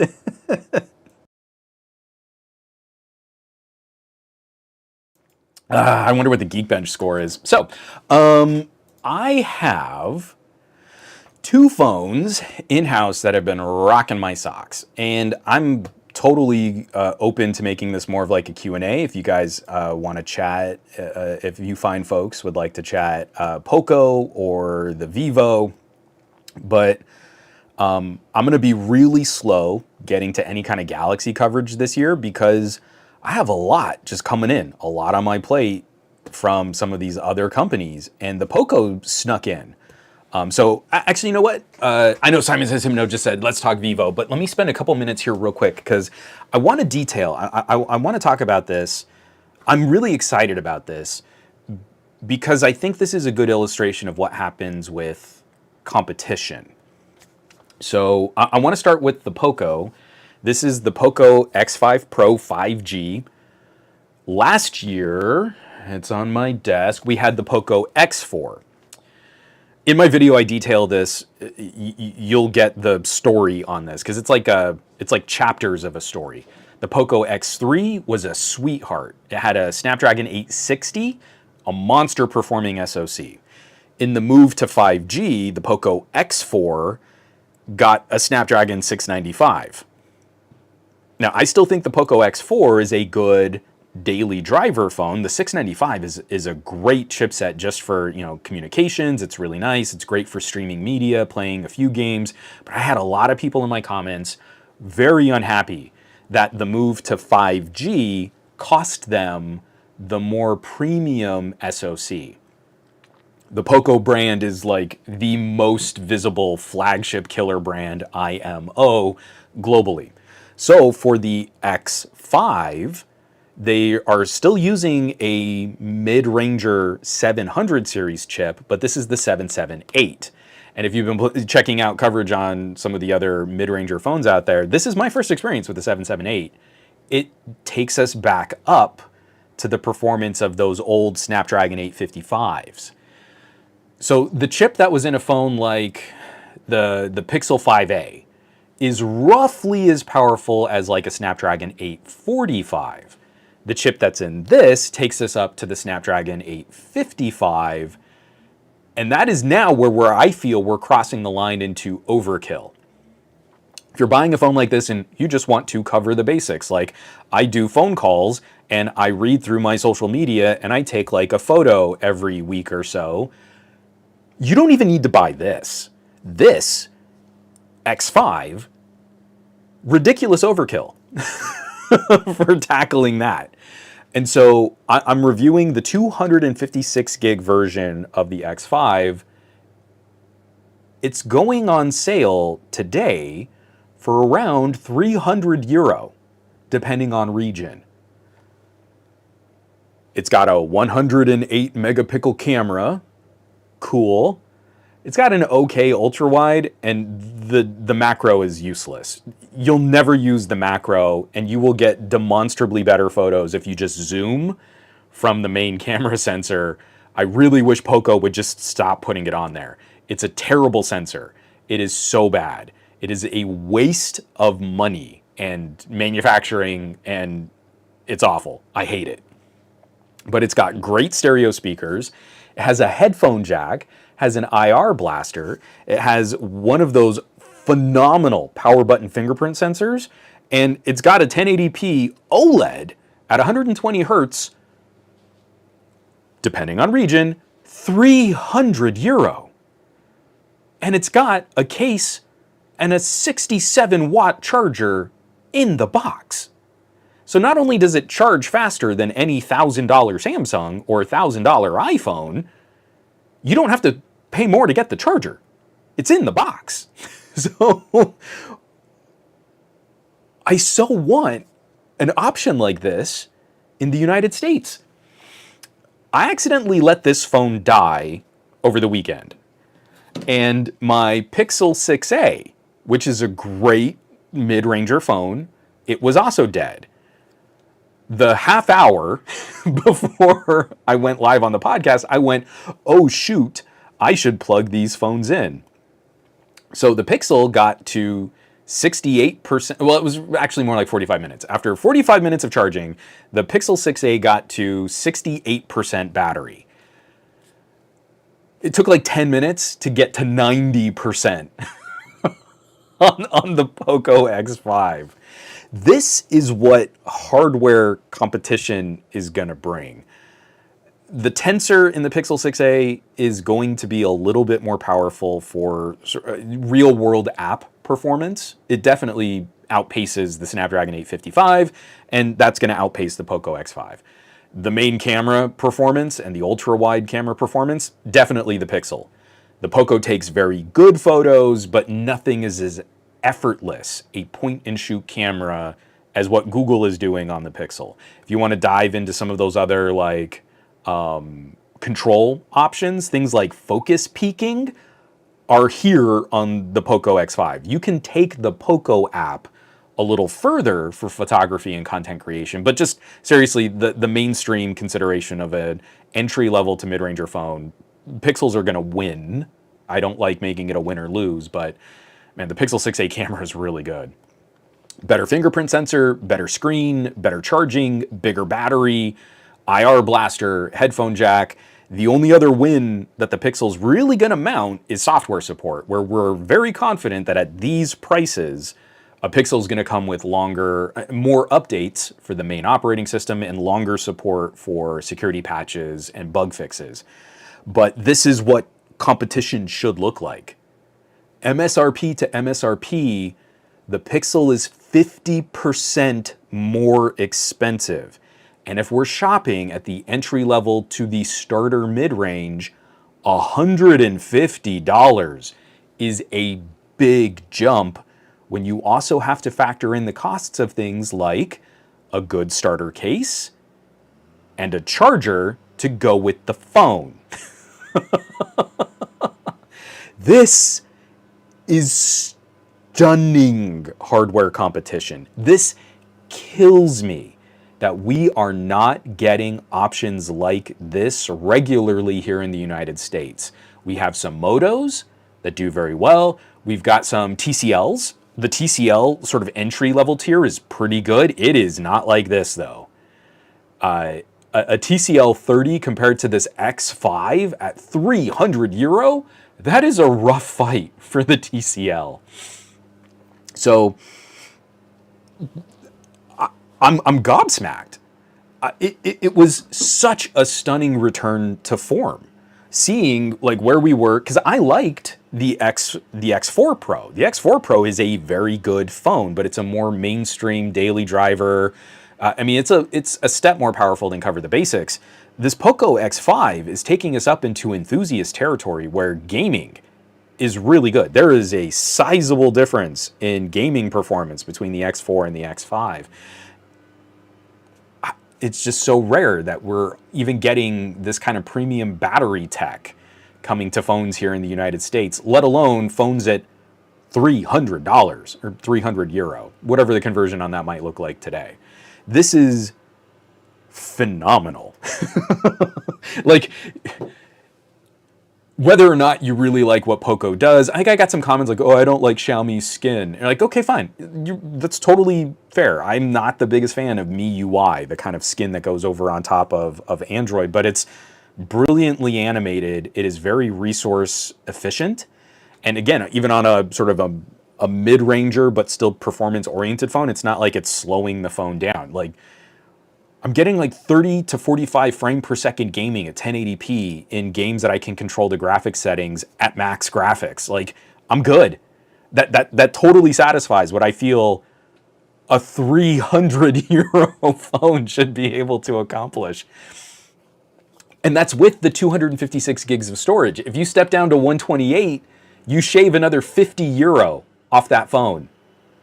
It's a 250 euro phone at 128. The only reason why I'm still like fixated on the 300 euro 256 gig version is because this does have a reasonably good camera that shoots pretty good 4K video. You would want to future-proof that just a bit. Blows my mind. Absolutely fantastic. And the more I've been using it, it's things like I was mentioning at the beginning of this podcast, like this is the phone that we just kept turning to, like, oh no, we lost our TV remote.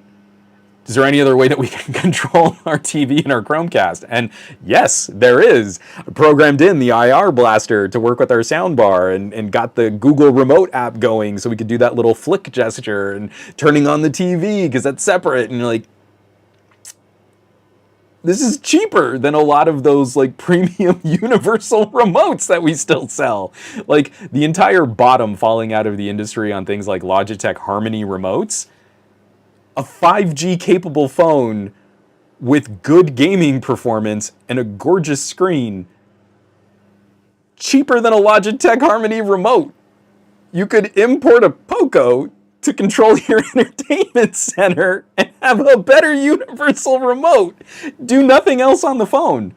Get rid of all the other apps, uninstall everything, lock it down, just use like the IR blaster and like a Google remote to control a Chromecast or a Roku or something like that.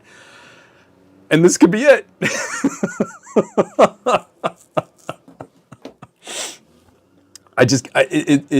It's getting silly seeing how much tech has fallen to these more like consumer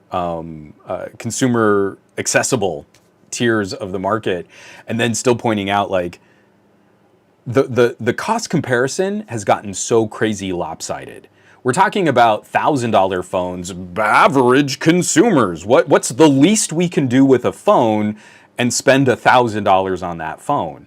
But if you look at other consumer electronics and accessories, let's say you just wanted like a good MP3 player, a good media player with a good screen and good speakers and a built-in headphone jack that does a reasonably good job of driving inexpensive headphones and earbuds, $250. Let's say you wanted a universal remote for your TV and entertainment setup, $250. I mean, like, that's nuts. And it's a full phone. It's a full computer. It would be such silly overkill, but the products that we have that fulfill that need often cost more than $250. I love it. I love it. I love it so much. I mean, again, that sparks the joy. I liked the X4. I thought the X4 was a good buy. This to me brings Poco right back into that enthusiast tier. And I really hope, again, why folks should get excited about a Nothing phone. I was really salty on the Nothing when it first launched, but it seems the company is executing on their promises and on their commitments to their customers. They're trying to push into other markets.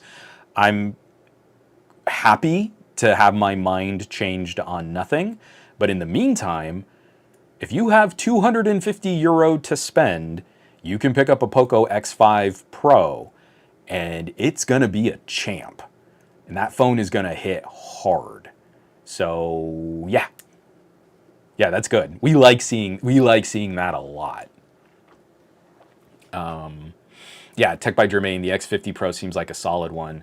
JMan150, how long was the Poco event earlier? I did not stay up to watch the event. I had the video done, I had it set to publish, and it was 4:30 in the morning LA time, so I don't know how long that went. Gormlord, see, this is what I'm talking about. Gormlord says, the Poco X3 is big in the gaming and emulating scene on Reddit. This one is going to do great as well, I'd guess. Very subtle differences between the performance of a Snapdragon 860. Poco X3 had the Snapdragon 860, not the 865. The 860 is a plus version of the 855. Qualcomm's naming conventions, very frustrating, because you could do 855, 856, 857, and then you would know what generation of chip it was. But if you say it's an 860, you think, oh, well, this must be like a newer chip based on the 865, and you would be wrong. So the 778 uses a similar core configuration on a die shrink compared to the 855, but it uses newer cores and at lower clock speeds. So it's not a perfect oranges to oranges comparison, but you generally arrive at performance that hangs with the 855, but at a better performance per watt. So I still think the X3 will probably win some of these outright sprints, but I believe the X5 is going to handle gaming to a similar performance tier, but then hopefully also run a little cooler or run a little bit more consistent over longer gameplay. I don't have an X3 to test, so I can't comment on that as specifically. But it's hanging in there pretty well against the X4 GT, which was the high performance version of the Poco X4. The X4 GT and the X5 Pro are neck and neck in a lot of these different like specs and measurements. That is a stunning fight to have, not even year over year. We're talking less than 6 months separating those two phones. So I'm gonna take a drink of water here, just 1 second while I catch up on the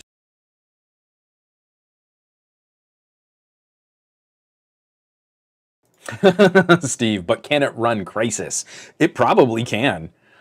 I would love someone to give us a good port of Crysis, because something tells me modern flagship phone SoCs can probably do a reasonably good job of handling Crysis now. When a Snapdragon 8 Gen 2 is roughly as powerful as a GTX 1050 to a 1060, it should be able to run Crysis. You might be running Crysis in 720p, but like you should have Crysis running at acceptable frame rates. If someone could give us a good port. I have no issues pushing Alien Isolation at 30 frames per second on mid-ranger phones. Alien Isolation! So it doesn't have the wide open draw distances of Crysis, but that's still a pretty graphics demanding game at the highest graphics setting that are supported on Android. And from what I hear, because I haven't really been able to figure out how to do this, if you can if you root your phone and get into the app data of Alien Isolation, you can kick it up to 60 frames per second, and it runs pretty consistently on, I think, up to Snapdragon 865s. So if we can do Alien Isolation on a phone at 60 frames per second, then we're outpacing my Steam Deck in performance per watt. Like, I'll be able to game at 60 FPS longer on a phone than I will on a Steam Deck. That's awesome. So yeah, I'm pretty sure it can if someone would give it to us. We got to get Crysis on a phone. Someone talk to some developers. We should be able to do that. So that's the rambling like excitement. The Poco did catch me by surprise. The Poco puts out so many phones that you kind of get burnt out. There were 4 different variants of the M series from the end of 2021 to the beginning of, from the end of 2021 to the end of 2022. There were, I personally received 3 different M4s and 2 different M5s, I think. So like 4 or 5 different variants on the M series phone that were all exceedingly similar. The X5 came in and was a delightful change of pace. It wasn't just, hey, let's compromise some of the performance so that we can slap on a 5G radio. It was, hey, let's really return to form on an enthusiast-focused device that can really do some fun things if you want to push a cheap phone even harder. And that, to me, is a really lovely direction that gets Poco back into what I think people really identify with the Poco brand. Like, if you want a really, really inexpensive daily driver phone, I would maybe lean more like Redmi. And again, this is all region dependent. Some regions are going to have both. Some regions will only have one or the other. Poco M series are good, Redmi are good, but then you step up. And man, like a Poco X series now is a dramatically good performer in like performance per dollar. Just gorgeous. Flippin' love it. And if we could get anything like that here in the United States, we would have some flagship killer competition to really stress Google. Like, the Pixel 6a is the best we've got here in North America as a flagship killer. Near flagship tier performance, it wins a lot of our camera showdowns, but there's some room there to put Google on notice.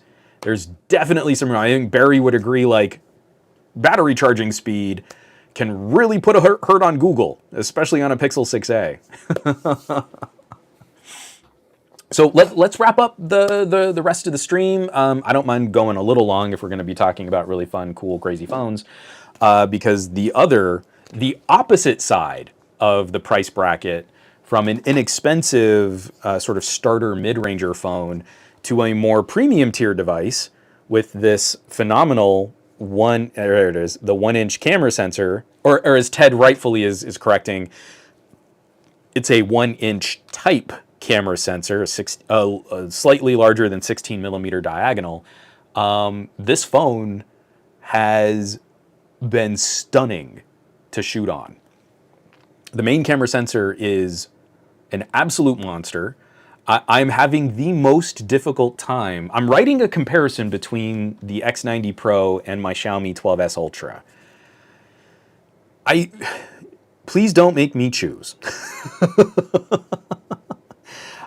So much of my B-roll has been shot from Xiaomi and Vivo over the last year, and it's a continuation of a video that I put out last year where these two phones, the Xiaomi 12S Ultra and the X90 Pro, complement and compete.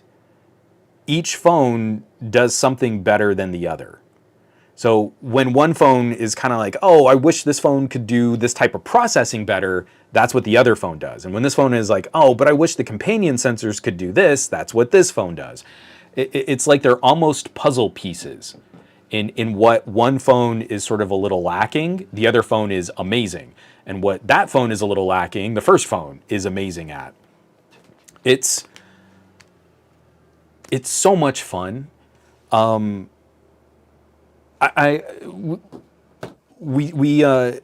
been taking, just sort of life photos. Right now in the United States, so much conversation is focused on resolution. Is it 108 megapixels? Is it 50 megapixels? Is it 200 megapixels? And that to me is the least important part of this conversation. As we've seen Vivo and Xiaomi partner with lens manufacturers, Leica and Zeiss, we've seen not only an improvement to processing, but we've seen improvements to lens quality, better lens coatings, better clarity, better detail, and on top of that, now we're seeing those improvements come to larger and larger and larger sensors. If you're only taking sort of snapshotty photos from medium distances or longer distances, or if you're shooting like landscape style photography, the benefits of these sensors don't immediately pop. Your photography is going to look kind of the same as an older phone or a phone with a much smaller sensor. And I feel like that's where we do a disservice because we focus so much on things like the tech of the sensor. Oh, it's doing all this HDR. Isn't the HDR better? Or the sharpening and the processing is better? And that doesn't really tell you what makes a bigger sensor better. The optical characteristics of a sensor like this 989, the Sony sensor that's in this Vivo, really manifest when you want to craft an image and you know that you can play with things like a shallower depth of field or more subject background separation or an optical improvement to low light photography. If you shoot a raw file at night, there is so much more information to work with one of these new mega sensors than, so like my Pixel 6a. Pixel 6a is a phenomenal point and shoot camera. It's one of the best in the entire industry, not just the best for its price. If your needs really truly are take phone out of pocket, take photo, put phone back in pocket, and you might not even tap on the screen to focus, you should buy a Pixel 6a. And you can just stop right there. You're good. But if you're trying to craft photos or videos with some kind of final result in mind, it really makes sense that you step up to something that has more features and more capabilities to do that kind of photography. And for me, it's all about kind of isolating a subject. If I'm isolating a subject through exposure by making the subject brighter and the background darker, or if I'm using the lens's ability to focus crystal clear on someone's face and then blur the background almost immediately behind their head, then that to me is worth spending 3 times more to achieve that kind of optical effect on a phone camera. So I'm really very pleased. The performance has been fantastic. The MediaTek 9200 is a beast of an SoC. Hey, look! I just got an update. So my Vivo X90 Pro, after you select Night Update. So I'm going to say install now. Oh, but I want you to tell me, how big is the update? How big is the update? Because I really want to start shooting for my camera deep dive. Tell me. 213 meg. Okay, this is good. This is happening right now. It's happening live. It's live on the podcast. This is breaking news. Vivo X90 Pro Global Edition, second major update. Oh, okay, that's not super exciting. The listed improvements for the camera optimize the effects of selfies taken with the front camera, which is the least exciting camera. Optimized for outdoor settings, improved overall picture clarity, optimized the portrait photos taken by the front camera indoors to show a more rosy face. Meh. That's not super hot. I'm less excited about that, but that at least puts us in territory to kind of figure out what's going on. If I can, I don't know if this is going to work well with my current setup, so I'm going to see if I can show this because it's kind of hilarious. Vivos have always represented some of the brightest photography that a phone can achieve. So even in iQOOs, so like the iQOO 9 Pro, the iQOO 11, there's always a focus on lifting the brightness. If your social media strategy is try and catch eyeballs, Samsung tends to oversaturate. They've gotten way better, and the Galaxy S23 Ultra looks like it's a much more reasonable, contrastier image than previous Samsungs. It's not full-on unicorn puke, but they usually tend to manipulate color and the color of the lighting that happens in your shot. I shoot samples under yellow lights. Samsungs make me look orange jaundice. Not a great look. But Vivos, they tend not to overboost color. They tend to overdo brightness and white point. So when you're editing a photo in like Photoshop or Lightroom, for me it's Photomate R3 on Android, you can control not only just the brightness slider, but also like the white and black levels. And to me, a Vivo always tends to peg brightness and white point more aggressively than they need to. So here, let me pull up X90 Pro. X90 Pro camera. Let me move this over here. Oh, you know what this might work if I screen share rather than if I go through OBS. Hold on. This might kill the whole screen, whole stream. The whole screen stream, entire. And let me pull up a night photo so that I can show you exactly what I'm talking about. We did this on Best of Our Week too. So if you caught this on Thursday, this is a little bit of a repeat, but I think it's hilarious. Because I know I'm going to get a whole bunch of pissy comments. Oh, it's a night photo. Shouldn't night photos like at night be dark? I'm so clever. Isn't it funny? So here is, and there we go. Oh, can I just turn me off? No, that doesn't work because then it turns off my mic.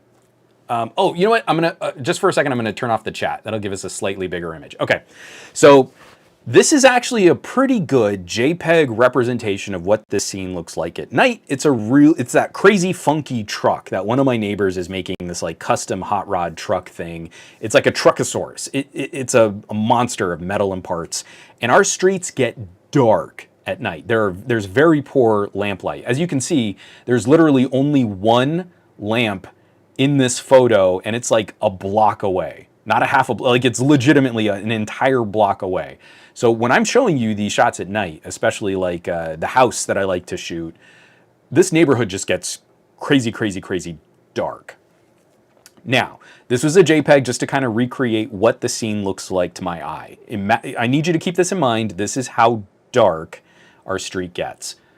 Now, moving to a night mode photo, this is what a 4-second handheld exposure looks like, just lifting all of this information out of the shadows and absolutely nailing like little color accents, things like this patch on the battery that is sort of mismatched from the rest of it, the cabling, you know, these little machined bits.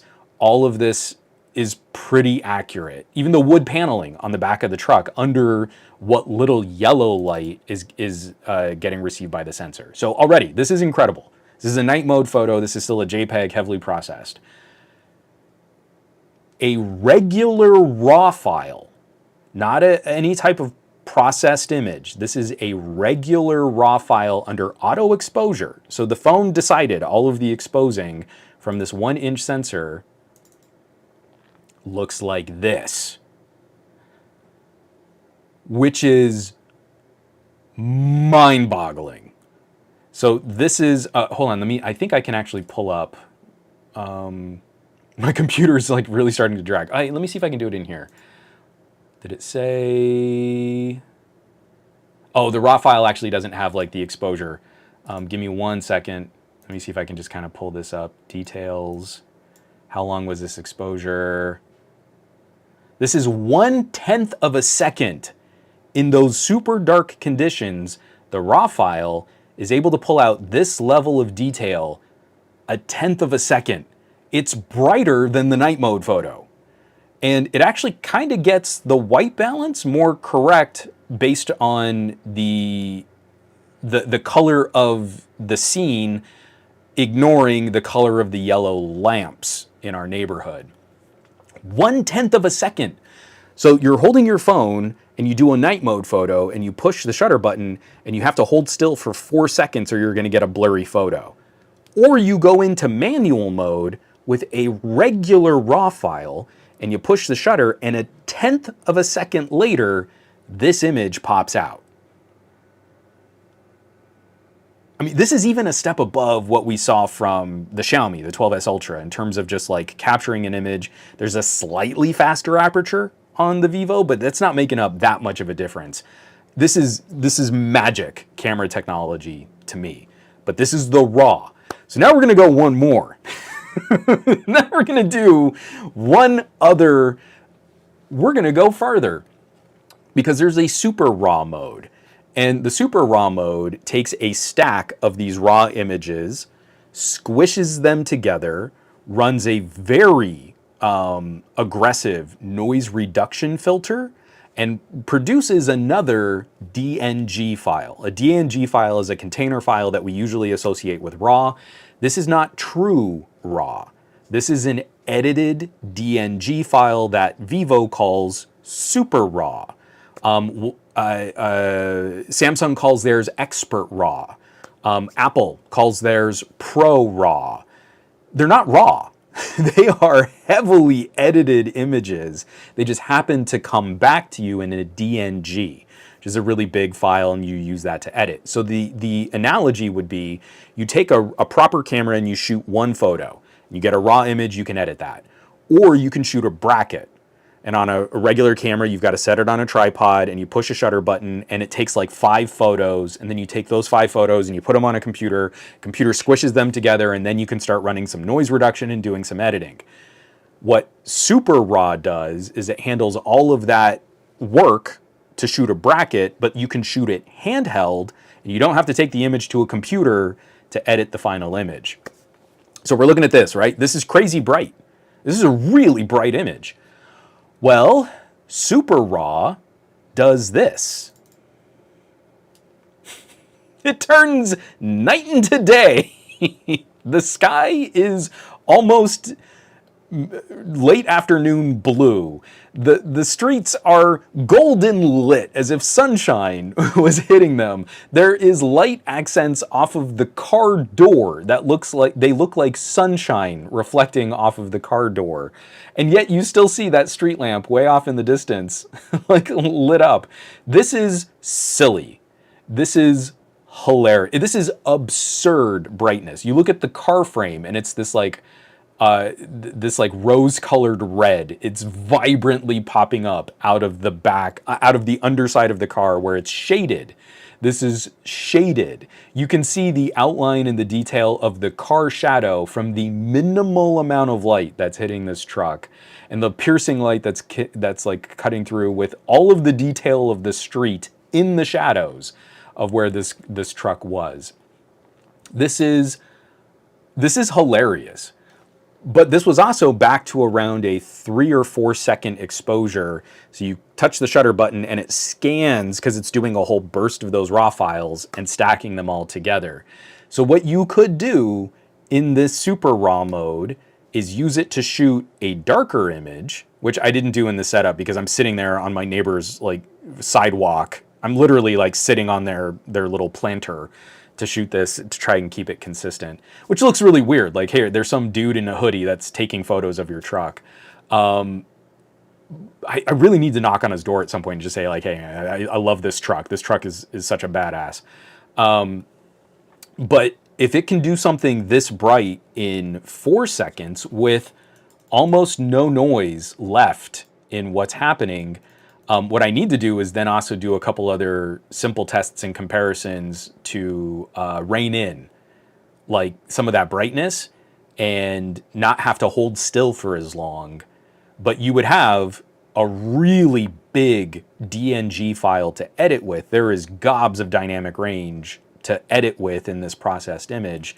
You have plenty of room to like pull shadow highlights and detail and like if you make things darker, brighten things up. Like there's a ton that you can do with a super raw photo like this, but you don't have to worry about scrubbing out noise. Like I could make this purposely darker and not have all of the noise in the scene from the raw file. So like there's all of this rainbow speckle and that's going on in the sky. Well, I would want to clean some of that out before I published this photo on social media. But if I shoot super raw, I don't have to do that. The camera's going to do all of that for me and then give me sort of a better starting point to abbreviate all of the editing that I would want to do. Now, the really funny one is I took a selfie, a rear camera selfie, and I just want to show, again, here's like just a standard JPEG, and I think it's sharpening up some of the like freckles on my face a little too hard. And then I took a night mode, and you're like, okay, that's pretty good. And this is doing something a little Samsung-y in that I'm hit with yellow light. You can see the street lamps. They're really urine-soaked yellow. It's a really gross yellow kind of light, but you know, it kind of makes me look a little jaundiced.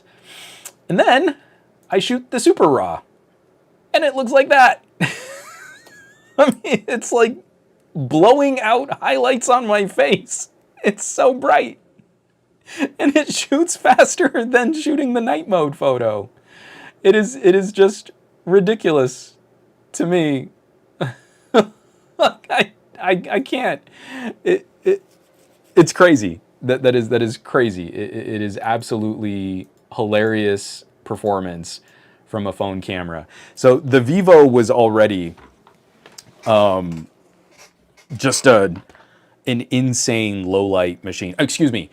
The Vivo X90 was already an insane low light, turn night into day kind of photography solution. This is another step above. I'm gobsmacked. I'm just shocked. So the Xiaomi's don't do this. The Xiaomi's do not play with this level of software processing for low light photography. The Vivos are handling light data in a way that I've never seen another phone attempt. It's like nothing I've ever seen before. And yes, absolutely, it is not accurate to the scene. It's not dark for a nighttime photo, but what you can do with those images if you're trying to get a good base to edit from is absolutely stunning. It is ridiculous. So we're really in for some fun stuff, kind of comparing the performance back and forth across all of these different options and all of these different platforms and the company focus. Like if you're in bright daylight conditions and you're trying to shoot a more photographic, old school camera kind of photo, I think I kind of dig the Xiaomi better.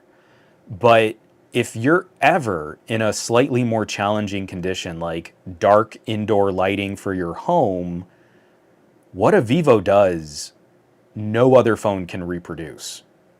Like you're out at a party with friends and you're at a bar, you want the Vivo. If you're out in a park with your kid playing on a jungle gym, the Vivo is very good, but I'd probably lean to the Xiaomi. That nuance, those subtle difference, it's so delicious. It really is fun. I really wish I could express better in a video, like I'm rolling around in the dirt just to try and get a photo of a snail shell. And I'm on a walk with my daughter and she's like, well, why do you do that? And how does that work? And what about that leaf? Do you think that leaf is interesting? And we're taking photos together and it's just fun. And that's what a good phone camera should do. A good phone camera should get you excited about having a little bit more fun doing stuff with your phone, not just scrubbing through social media and seeing celebrities post influencer posts to get you to buy vitamin supplements. It's like, my daughter is interested in photography and I'm interested in photography, and we're both learning stuff at different ends of the experience spectrum. That's what a good phone camera should do. That's where it's worth spending 3 times more on a phone to get that kind of camera capability. So I was way behind on some of these comments and stuff. Yeah, Bray Gray, Juan is so juiced. I am super juiced. I am like fitness club juiced on this kind of stuff. Bionic Scoop, dude, when you get your hands on one of these, man, you're legit gonna enjoy. Oh, he literally says in the next comment, when I can get my hands on one of these big sensors. I've got a lot of coverage that I need to finish, but man, we got to chat, because I think you would very much appreciate what a wide angle lens with this shallow of a depth of field and this kind of optical performance can achieve. I think you would very much dig it.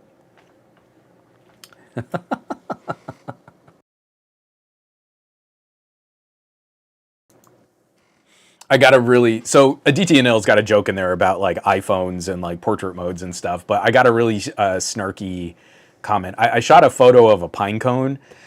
I'm not sharing this photo because I think it's any kind of magical, super great nature composition. It's just literally to show the depth of field. So it's a pine cone fit in the palm of my hand. You know, the little nub where it was attached to the tree is like half the width of my pinky nail, right? That is the plane of focus. That is how shallow the depth of field is on this 1-inch sensor when you get to your minimum focusing distance. Look at your pinky nail and think that's as much as what will be in focus. The difference between like the bridge of your nose to your eyeball, if you focus on someone's eye, their nose will already be falling out of focus. And this is optically. And again, it's not at portrait distances, it's not at medium length distances. We're talking about using this camera system at its closest focusing distance. So purposely putting your subject as close to the lens as the camera will resolve an image. So I share this photo on Instagram, and it's one of the first comments I get back is, oh, but the cutting for the blur effect isn't very good. I'm not impressed. And you're like, not a software mode. And Aditya Anil on my Discord, he nailed it. Like, I was getting ready just to be kind of snarky, but Aditya totally called the psychology on it. This is a person who is used to seeing iPhone portrait modes. When they see a blurry background, they've only ever seen fake software blur, and the subject is perfectly cut out and all in focus because iPhone camera sensors, with the exception of the iPhone 14 Pro and the iPhone 13 Pro, are tiny. So more of the subject stays in focus.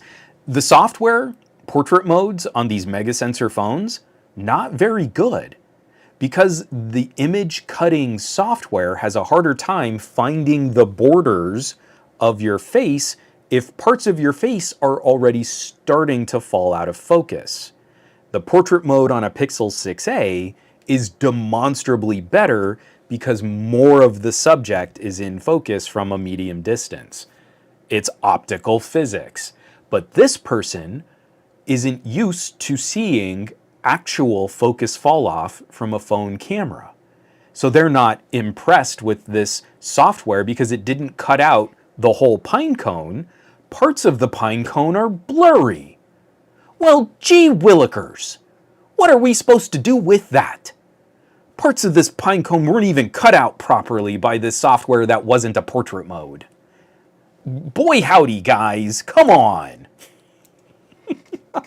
So I was getting real pissy about it, but Aditya was like, oh my God, this person really just doesn't know what he's looking at. But he thinks he's an expert on software portrait modes because that's all he's seen. Hilarious.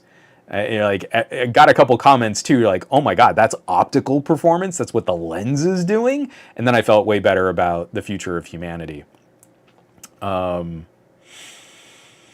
Aditya Nil on the first photo of the truck. It's so dark, one might think it's from the former DCEU. It was pretty dark. Or it's a horror film on Netflix, which you can't see on a fancy HDR TV because it's shot so dark. You just see your reflection in the HDR TV. Oh, man. Yeah, DTNO, that was a 4-second handheld. Either you've got surgeon-like hand steadiness or the Vivo is doing some next-level correction for the shakiness. The low-light modes. So all of the night modes on all of our phones have gotten ridiculously good.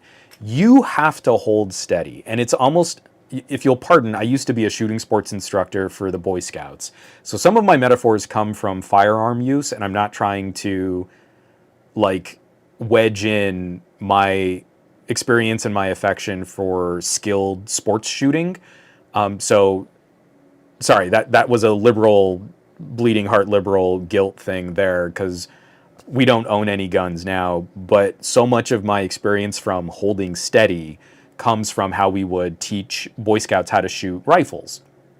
You ease into a trigger pull, you exhale, you try to relax into how you're holding the firearm, but anticipate how the firearm might kick. Obviously, cameras don't kick, but I learned, to exhale and ease into a shutter on a DSLR in a very similar kind of functional mechanic to operating a firearm. I do not have surgeon steady hands. I am a really shaky and twitchy individual. I am often over-caffeinated and can't sit still and constantly fidgeting. I have this Minicon transformer on my desk because this is my fidget spinner twisting his arms around, and you can hear it in some of my videos when I'm like transforming and transforming and transforming. So many of our premium tier phones can anticipate you easing into your stance and hitting the shutter button and letting 4 to 10 seconds of image scanning happen. But what Vivo is able to do in like 3 or 4 seconds of a scan is shocking. And it was shocking back on the X70, it was shocking on the X80, and now it's mind-blowing on the X90.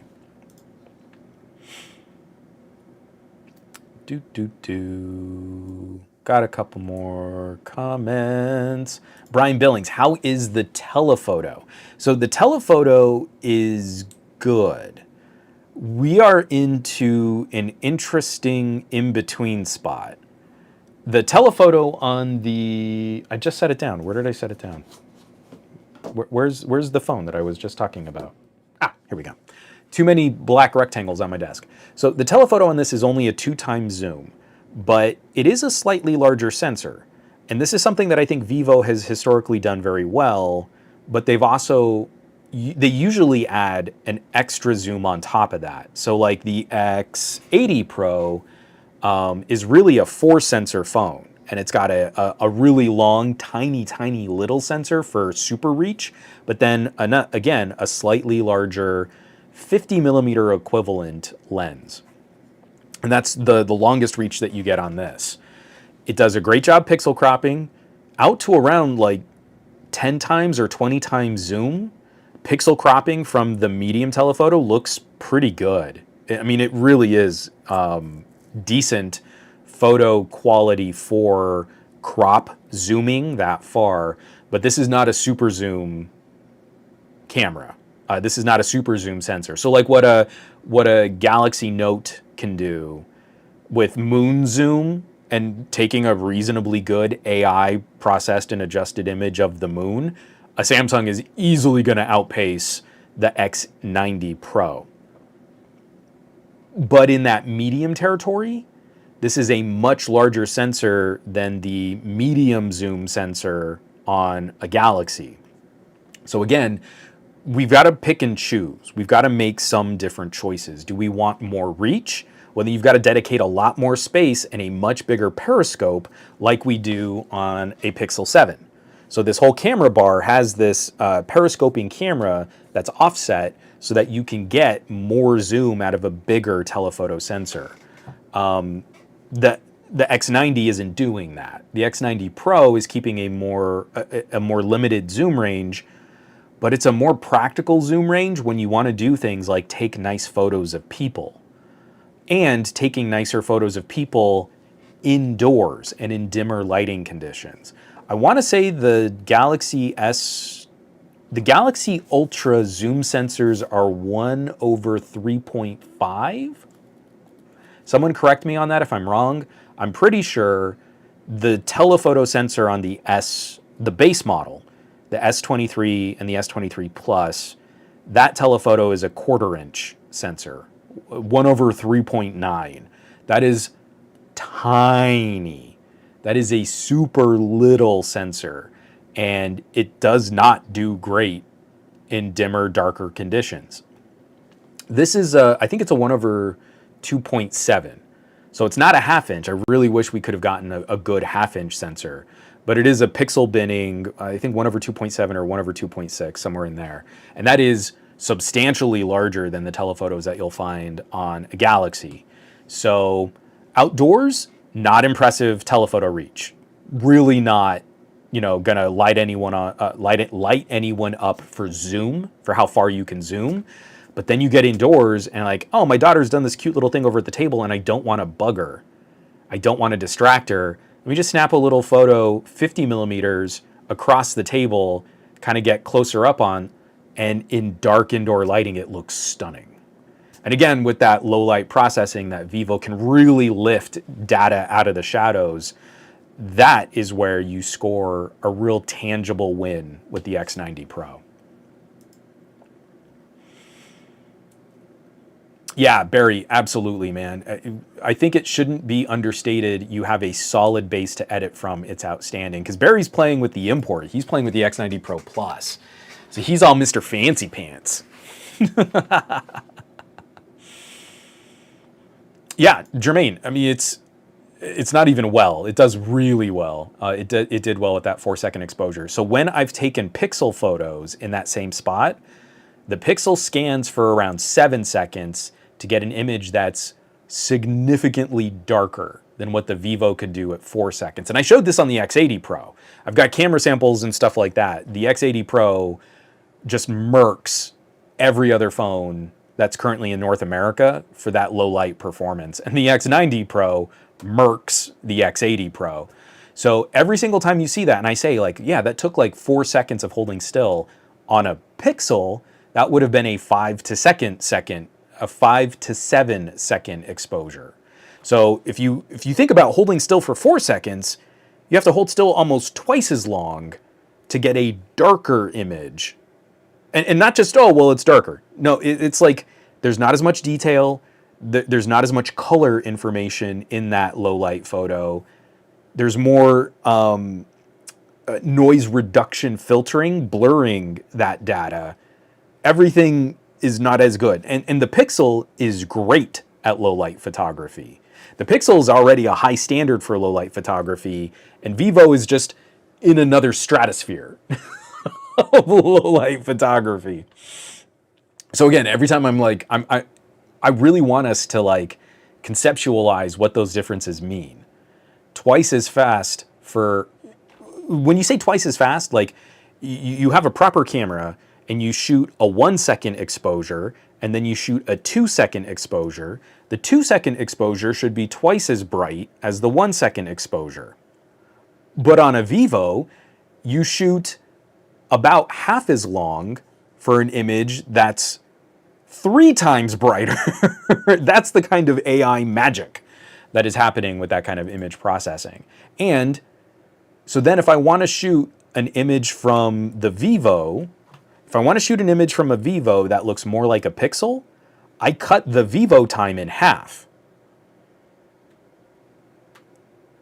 So if I shoot a Pixel style night mode from a Vivo, it's going to be done in about 2 seconds. And it's still going to have better image processing, better data, better detail, but it'll be similarly exposed to the 7 second photo from my Pixel 7 Pro. That's the kind of capability add that you get. When you don't need that much light and you dial it back, it's even faster. I love it. I love it so much. It's so great. It's amazing. Simon says, no, phones are pretty amazing. They're pretty awesome at the moment. Little to whine about these days. I mean, we're deep into the nitty gritty. It's like little things like, oh, I kind of wish it did this, or oh, I wish it had this sensor instead of that sensor, or you know, the screen resolution's a little funky, but it's still a really great screen. It's $1,000 phone, so I don't want to minimize like, oh, it's just amazing and you can spend money and it's really expensive and that's why I like it. For $1,000, it is ridiculous capability compared to like $2,000 of micro four thirds camera that I'm shooting this live stream from. It is an incredible competitor against $1,000 iPhones that cannot reproduce this kind of image with the same kind of ease.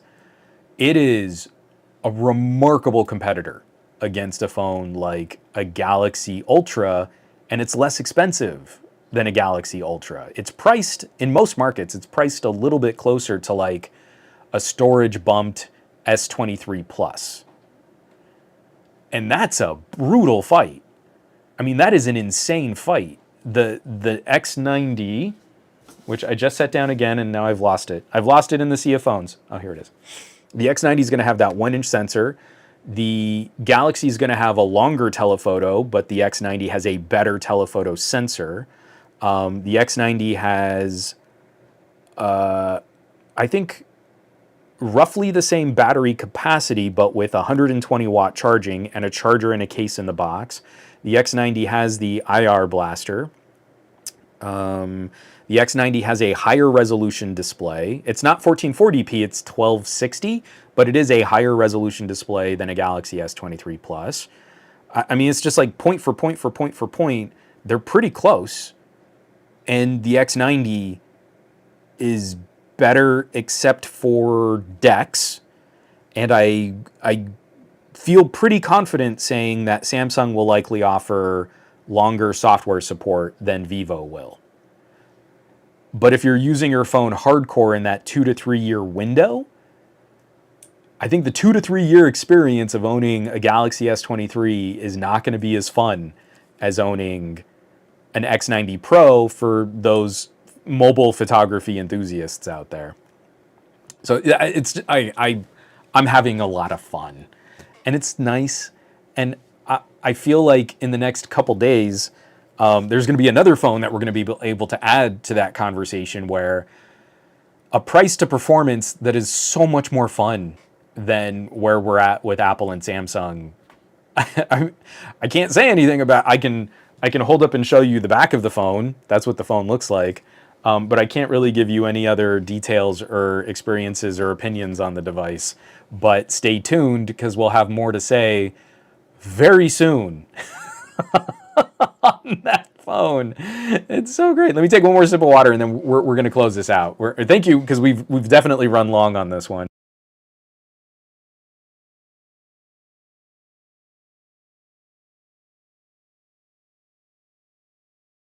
Barry is Mr. Fancy Pants. So, let me get this out of the way here. Tech by Jermaine. The mobile photography is so good with Vivo is because you can play with it so much. And it is so much fun to play with. But again, a Pixel 7 Pro, so much fun to play with. An S23 Ultra is going to be so much fun to play with. A Xiaomi Pro or Ultra is going to be so much fun to play with. But I still want to stress, I don't think I would recommend any of these phones to someone whose needs genuinely were more casual point and shoot. I think more casual point and shoot, you're talking A-series Samsung, Pixel 6a, Pocos, Redmi, somewhere. Now the tier is $300 to $400 and you have an excellent point and shoot experience. A nothing phone, it's got a good camera. It's got a very good camera. Those cameras are already overkill. This Pixel 6a that I have on my desk, full MSRP, $450, regularly on sale for $299 or free on carrier contracts. You pull phone out of pocket and you touch shutter button and you put phone back in your pocket, and it really doesn't get better than this at $300. That's it, you're done. That's it. Conversation is finished. It's great. This is great. But when you want to do a bit more, or when you want to push the limits a little bit further, there are very good reasons to start spending into $600. And then from there, there are some really fun reasons to start spending into $900. And then you get to the ultras, and man, an ultra tier at around $1,100 has a camera that just blows me away. And it's so much fun. All right, let's go ahead and close this out here. Get that out of the way. Okay, folks, I want you to all have a fantastic week. I feel, again, this is my last little plea. Greatly appreciate those of you who are out there helping content creators, those of you who are in this chat who will occasionally drop by the subreddit and click a couple up arrows just to help some people out. This week, I'm gonna ask for something very specific. And in someone who lives in a part of the world where this stuff scares me, and I've lived in other parts of the country where other natural disasters and other events scared me too, I still have panic dreams about my first tornado drill going to school in Ohio. It's funny, it wasn't that long ago. I want to say it was last week.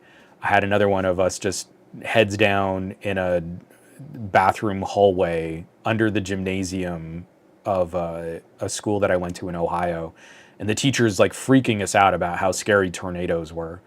Like that kind of stuff lives with you, even when you don't experience firsthand how tragic a bad earthquake, a tornado, a fire can be. So the plea once more, if you have the means, please consider charities and organizations to help get aid to Turkey and to Syria. And if you don't have the means to contribute financially, please use your voice, use your social media, use whatever resources you might have to pass along some links to help contribute and to share. When I finally finish up this podcast and I publish it on somegadgetguy.com, I'll throw just a little link at the top of the page just for Red Cross and then any other organizations that people are sharing. Drop me comments, send me links, hit me up on social media. Anything we can do to kind of help spread the word, where a little bit of help can go a really long way to people that definitely need our attention right now. On that note, I hope you all have a fantastic week. This is going to be a really busy week for tech. Tomorrow, I don't know when, there's going to be an onslaught of YouTube videos, and I hope you'll find some of those content creators that do really good, consistent work. I would be honored if you add me to that list, but we know a number of our friends are going to be putting out their takes on new gadgets, and they probably won't get as much attention from the algorithm unless we're out there supporting them. So be ready. I get really cynical about the onslaught of YouTube content. I'm going to be a part of it for this next major launch that I can't talk anything else about. So be on the lookout for that. But I think there's going to be some fun stuff in there from a number of our tech pals in this industry. I hope you have a fantastic week. I hope you have an awesome week with your technology. I want you to do awesome and be awesome with your tech. And as always, I hope you're able to take care of yourself so that you can also take care of others. I'll catch you back here next week. There's going to be a lot of chatter for best of our week.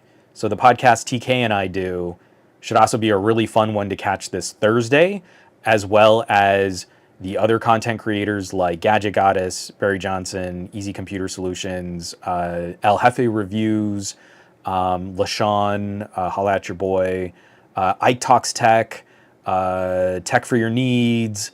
I'm missing other channels in there. There's going to be some rad stuff to talk about. So, folks, I'll catch you back here next Monday for another episode of the Monday Morning Tech Chat Show on the SGGQA podcast channel. Be safe. Take care. I'll catch you back. I love y'all.